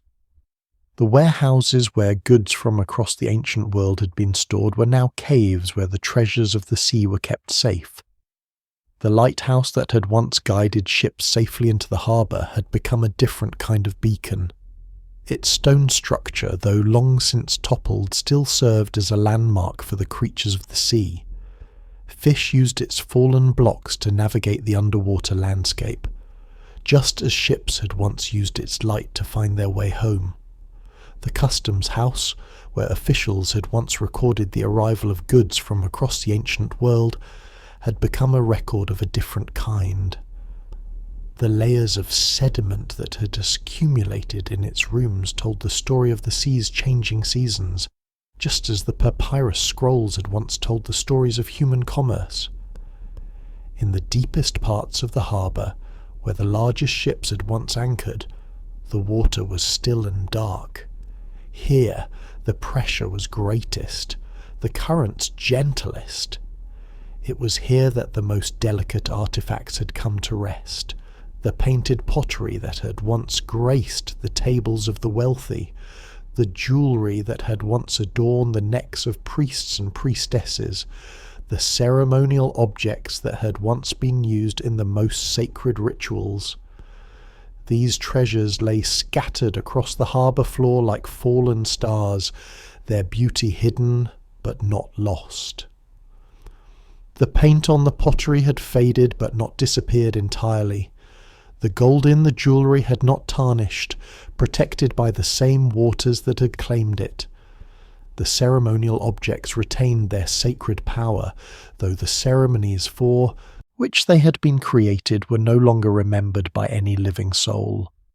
The city's greatest treasure, however, was not any single artifact or building, but the city itself, the complete preserved record of a way of life that had vanished from the earth. Here, beneath the waves, was a civilization frozen in time, waiting for the moment when it would be rediscovered and its stories could be told again. The waiting was not passive. The sea was constantly at work, sometimes covering the ruins with sand, sometimes uncovering them again. The currents shifted and changed, revealing new passages through the city, hiding others. The city was not static. It was in constant, subtle motion, like a sleeper who turns in the night but does not wake. Marine archaeologists, when they finally came, would find that the sea had been their greatest ally. The same waters that had taken the city had also preserved it in a way that no human effort could have matched. The salt water had prevented the kind of decay that would have claimed wooden structures on land. The steady temperature had slowed the chemical processes that would have broken down metals and stone. The constant moisture had kept organic materials from drying out and crumbling. Most importantly, the sea had protected the city from the human activities that had destroyed so many other ancient sites. There had been no looting, no reuse of stones for new construction, no gradual erosion of the site by farming or development. The city had been preserved in its entirety, a complete cross-section of ancient life that was unparalleled in the archaeological record. As the 20th century drew to a close, the technology finally existed to explore the underwater world with the precision and care that such a site deserved. Advanced diving equipment, underwater cameras, sophisticated mapping techniques. All of these were now available to researchers who had the vision to look beneath the waves for the treasures of the past. The stage was set for one of the most remarkable archaeological discoveries of the modern era. 13 centuries after its disappearance, Thonis-Heracleion was about to wake from its long sleep.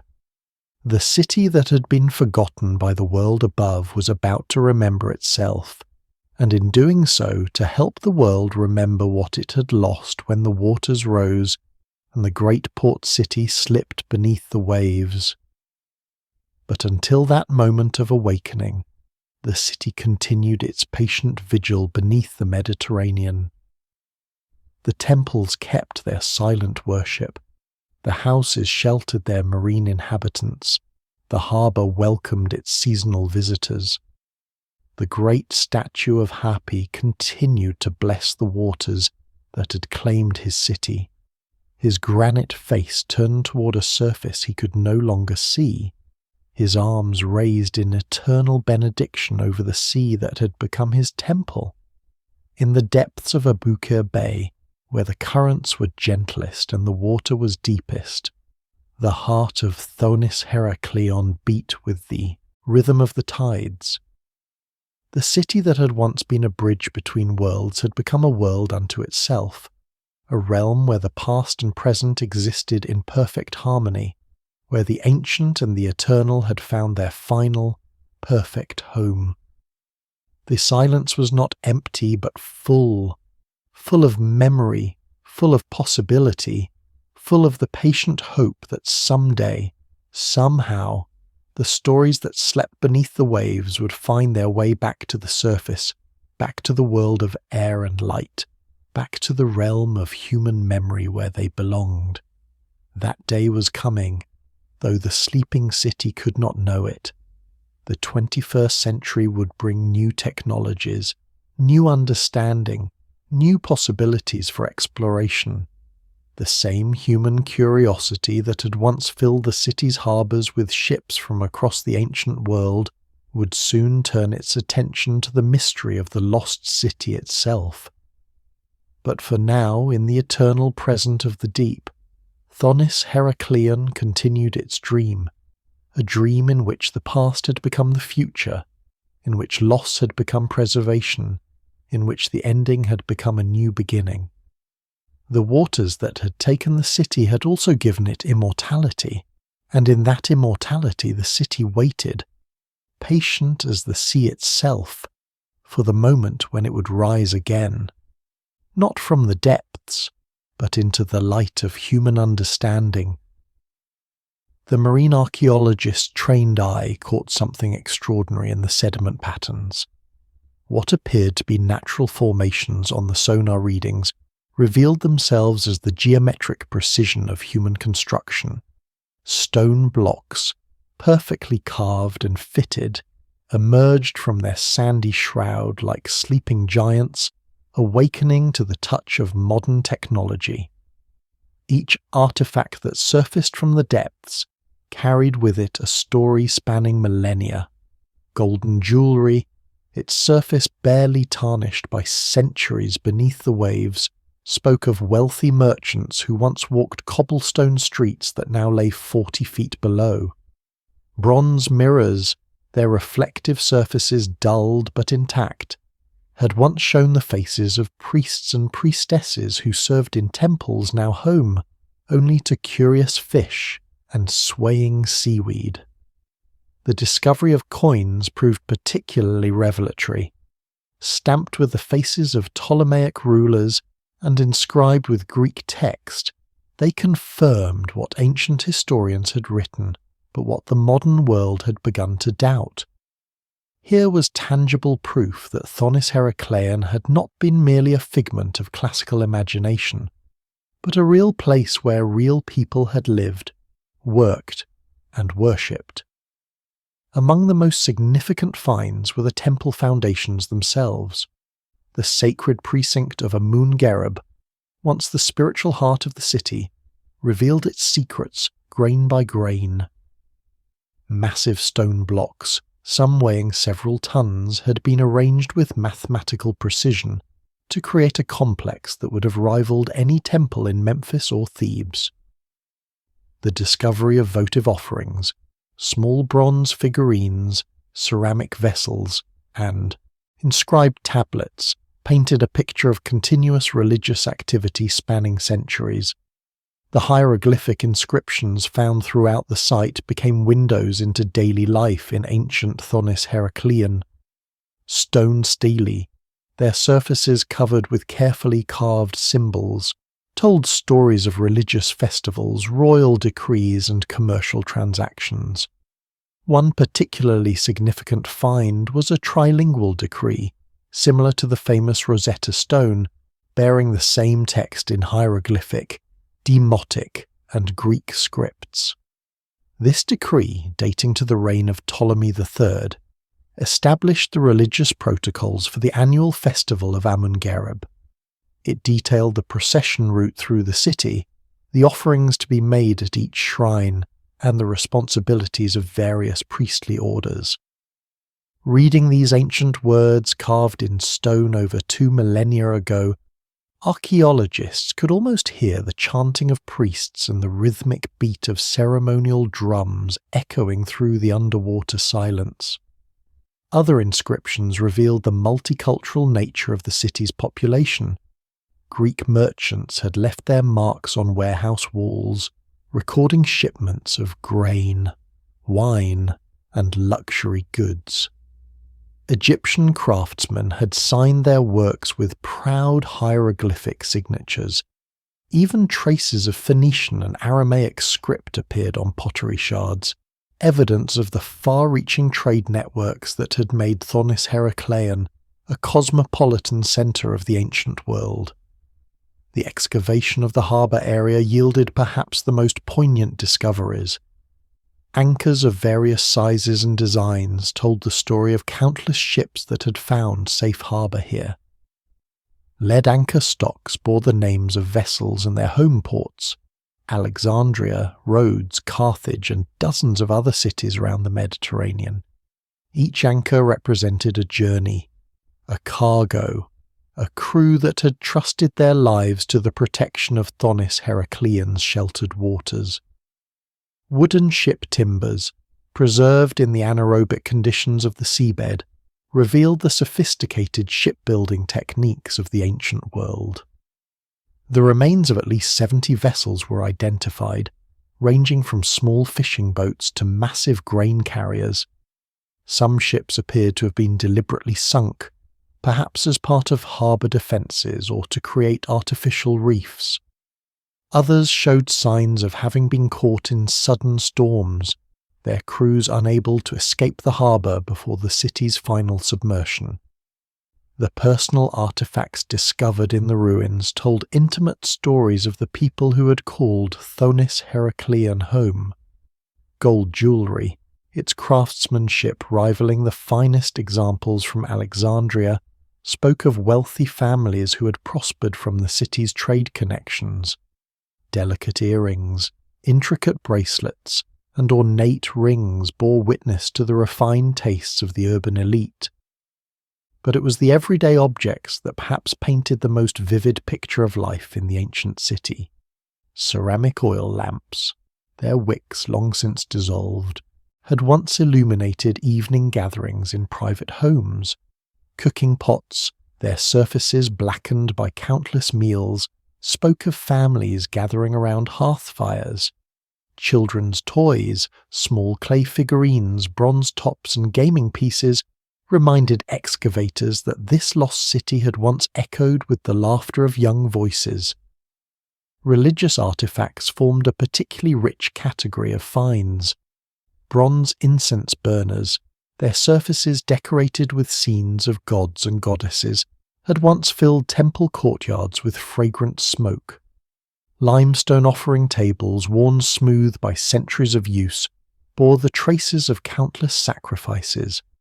Votive figurines depicting everything from sacred animals to worshippers in prayer created a pantheon of devotion frozen in bronze and stone. The discovery of a priest's ceremonial equipment provided unprecedented insights into ancient Egyptian religious practices. A complete set of ritual implements, including ceremonial knives, offering bowls and libation vessels, had been carefully stored in a stone chamber, perhaps in anticipation of the city's final abandonment. These objects, their surfaces still bearing traces of the sacred oils and incense once used in temple ceremonies, seemed to wait patiently for priests who would never return. Among the most spectacular discoveries were the massive stone sculptures that had once adorned the city's temples and public spaces. Colossal statues of pharaohs, their faces bearing the serene expressions of divine kingship, lay scattered across the seafloor like fallen titans. A particularly impressive find was a statue of Pharaoh Hathor, standing over 15 feet tall, its red granite surface polished to mirror smoothness despite centuries underwater. One of the most significant discoveries was a sacred bark, a ceremonial boat that had once carried the statue of Amun during religious festivals. This vessel, carved from a single block of limestone and decorated with hieroglyphic texts, represented the very essence of Thonis-Heracleion's religious significance. The bark's discovery confirmed ancient accounts of the elaborate river processions that had been central to the city's spiritual life. The bark's decorations told the story of creation itself, with scenes depicting the journey of the sun god through the underworld and his daily rebirth at dawn. Hieroglyphic inscriptions along the vessel's sides recorded the names of the priests who had served as its guardians, their titles and lineages stretching back through generations of religious service. Accompanying the bark were numerous other religious artifacts that would have been used in the festival processions. Bronze standards, their tops shaped like sacred animals, had once been carried by priests through the city's streets. Ceremonial oars, their blades decorated with scenes of gods and goddesses, had been used to symbolically navigate the bark through the waters of the afterlife. The discovery of these processional artifacts allowed archaeologists to reconstruct the annual festival of Amun in unprecedented detail. The celebration had begun with the ceremonial awakening of the god statue in the inner sanctum of the temple. The statue would then be placed aboard the sacred bark, which would be carried by priests through the city's streets, accompanied by musicians, dancers, and crowds of worshippers. The procession would make its way to the canal system, where the bark would be placed aboard a larger vessel for the journey to the Nile. From there, it would travel upriver to Thebes, where it would participate in the grandeur festival before returning to Thonis-Heracleion. This annual journey, which could last for weeks, represented the renewal of cosmic order and the continuation of divine protection over Egypt. The excavation of the commercial district revealed the sophisticated economic system that had made Thonis-Heracleion one of the wealthiest cities of the ancient world. Warehouse complexes, their storage rooms still containing the remains of goods from across the Mediterranean, spoke of trade networks that spanned continents. Amphora handles, stamped with the marks of their producers, traced commercial relationships with wine regions from Spain to the Black Sea. The discovery of standardized weights and measures provided insights into the ancient world's approach to commerce. Bronze scales, their arms perfectly balanced despite centuries underwater, had once been used to weigh precious metals and spices. Stone weight sets, carefully calibrated and marked with hieroglyphic inscriptions, revealed the mathematical precision that had governed ancient trade. Evidence of the city's role as a tax collection point appeared in the form of customs seals and administrative documents. Clay tablets, their cuneiform script still legible after more than 2 millennia, recorded the duties paid on various goods. These documents revealed the bureaucratic complexity of ancient Egyptian administration and the central role that Thonis-Heracleion had played in the kingdom's economic system. The merchants' quarter also yielded evidence of the city's cosmopolitan character. Pottery styles from across the Mediterranean indicated regular contact with trading partners from Sicily to Cyprus. Decorative objects showing Greek, Phoenician, and Egyptian influences demonstrated the cultural exchange that had flourished in this international port. Among the most intriguing discoveries were the remains of workshops where luxury goods had been produced for export. Evidence of glass-making, metalworking, and textile production painted a picture of a city that had not merely been a passive recipient of trade goods, but an active producer of the luxury items that were prized throughout the ancient world. The discovery of what appeared to be a royal or administrative complex in the city's centre provided insights into the governance of Thonis-Heracleion. Massive stone foundations, their layout suggesting a series of interconnected buildings, had once supported structures that would have rivaled the palaces of Alexandria or Memphis. The complex included what appeared to be audience halls, administrative offices, and residential quarters. Elaborate floor mosaics, their tesserae still displaying intricate geometric patterns, spoke of the refined tastes of the city's elite. Wall paintings, though fragmentary, showed scenes of daily life, religious ceremonies, and royal audiences. The discovery of official seals and administrative documents within the complex confirmed its governmental function. These finds revealed the complex hierarchy of officials who'd administered the city, from customs collectors to religious authorities. The documents also provided evidence of the city's role in the broader administrative system of Ptolemaic Egypt. Personal artifacts from the palace complex painted a picture of luxurious court life. Gold jewellery, fine pottery, and imported luxury goods demonstrated the wealth and sophistication of the city's ruling class. Gaming boards, musical instruments, and decorative objects suggested a culture that valued leisure and artistic expression. The palace complex also contained evidence of the city's final days. Hasty repairs to walls and foundations suggested that the inhabitants had been aware of the growing instability of their city. Valuable objects buried in storage rooms indicated that some residents had attempted to protect their most precious possessions from the approaching catastrophe. The archaeological evidence painted a detailed picture of Thonis-Heracleion's final moments.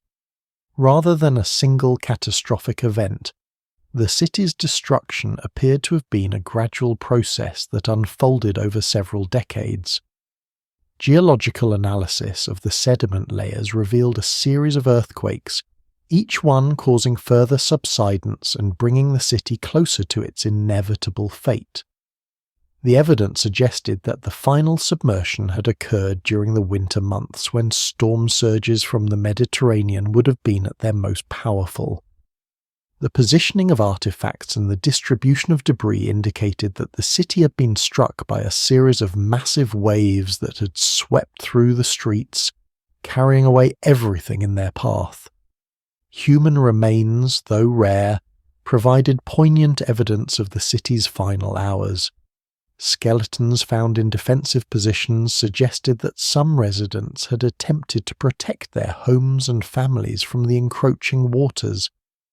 Other remains, discovered in what appeared to be organized burial sites, indicated that the city's priests had continued their religious duties even as their world collapsed around them. The preservation of organic materials in the underwater environment had created a unique archaeological record. Wooden beams, leather goods, and textile fragments provided insights into aspects of ancient life that were rarely preserved in terrestrial sites. These materials painted a picture of a sophisticated urban society that had been suddenly and permanently interrupted. The study of pollen samples from the sediment layers revealed changes in the local environment that had preceded the city's destruction. Evidence of deforestation, soil erosion, and agricultural intensification suggested that human activity had contributed to the geological instability that had ultimately doomed the city. The rediscovery of Thonis-Heracleion sent ripples through the archaeological community and captured the imagination of the world. Here was proof that the ancient sources had been accurate, that the legendary city described by Herodotus and Strabo had indeed existed. The find challenged assumptions about the accuracy of ancient historians and opened new avenues for understanding the ancient world. The artifacts from Thonis-Heracleion found their way to museums around the world, where they continue to educate and inspire new generations. The colossal statues, the sacred bark, and the countless everyday objects tell their stories to millions of visitors, bridging the gap between ancient and modern worlds. The scientific techniques developed for the excavation of Thonis-Heracleion have advanced the field of underwater archaeology significantly. The methods pioneered by Gaudio and his team have been applied to other submerged sites around the world, opening new chapters in our understanding of ancient civilizations. The city's story has resonated particularly strongly in modern Egypt, where it has become a symbol of the country's ancient glory and enduring connection to the Mediterranean world.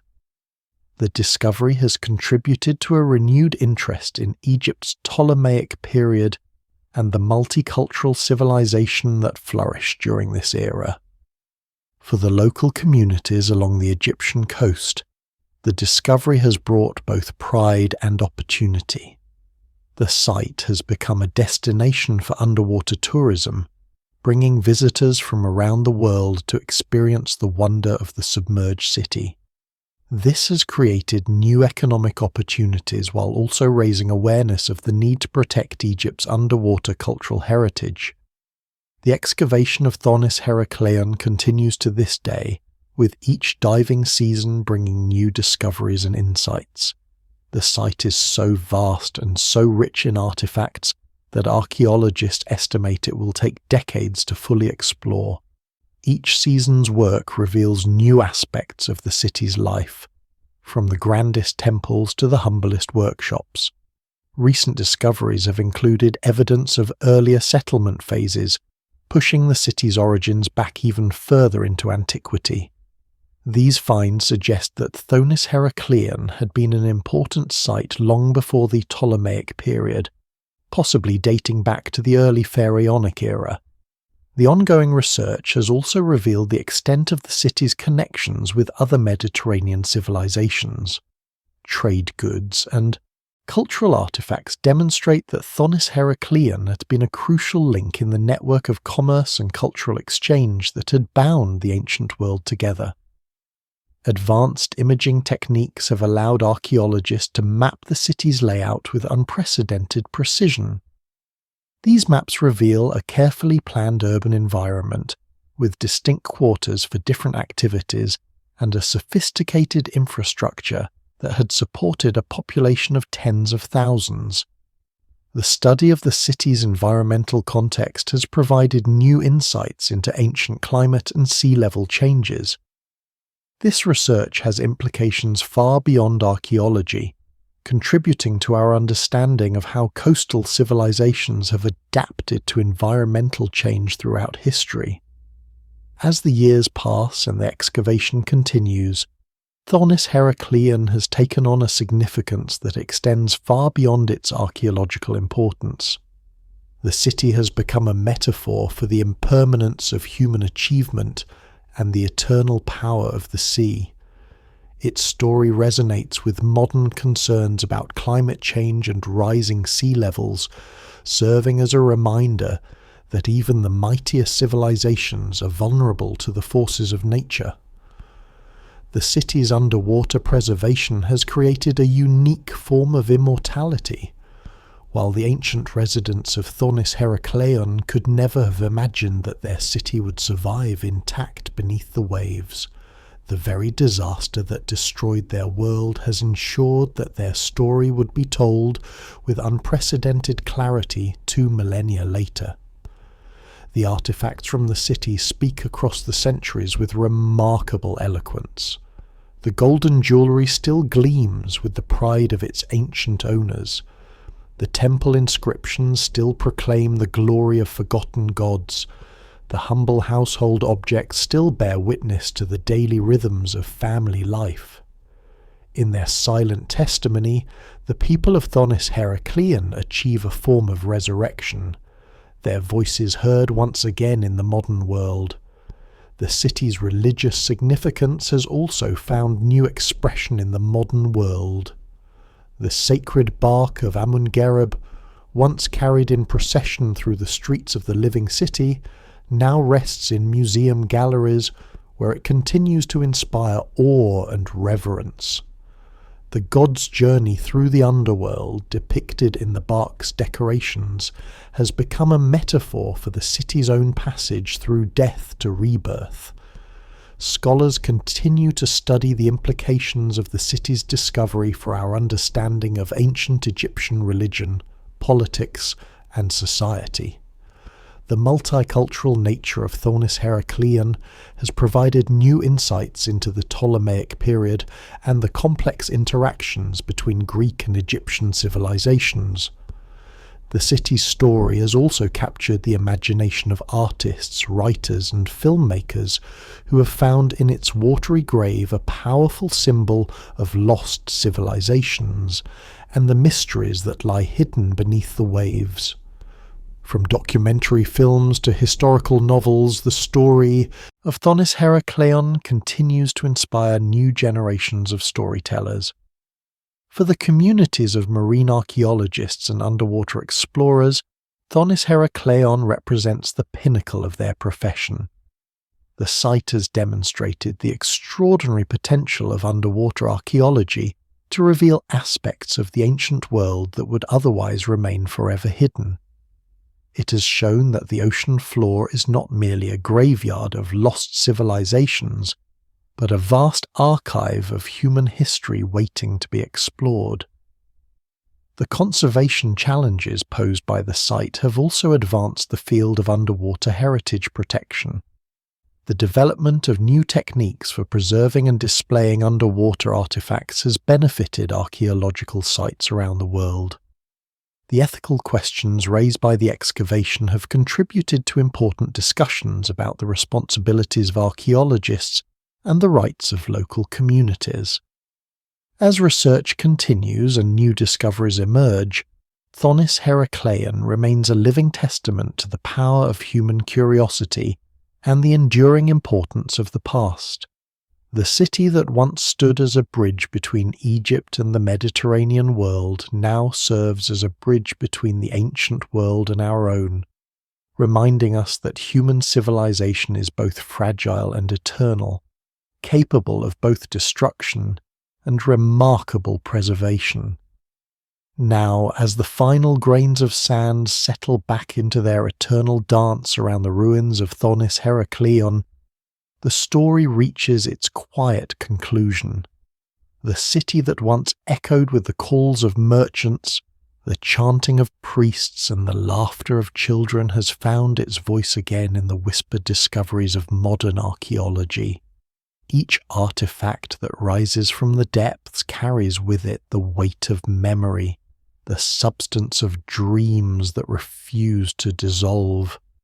The Mediterranean waters that claim this ancient jewel have become its most faithful guardian. Where once destructive waves swept away the works of human hands, now gentle currents caress the stones with the tenderness of time itself.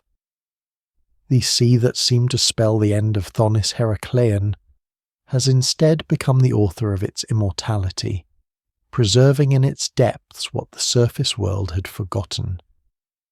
In the blue-green twilight of the underwater world, the city rests in eternal serenity.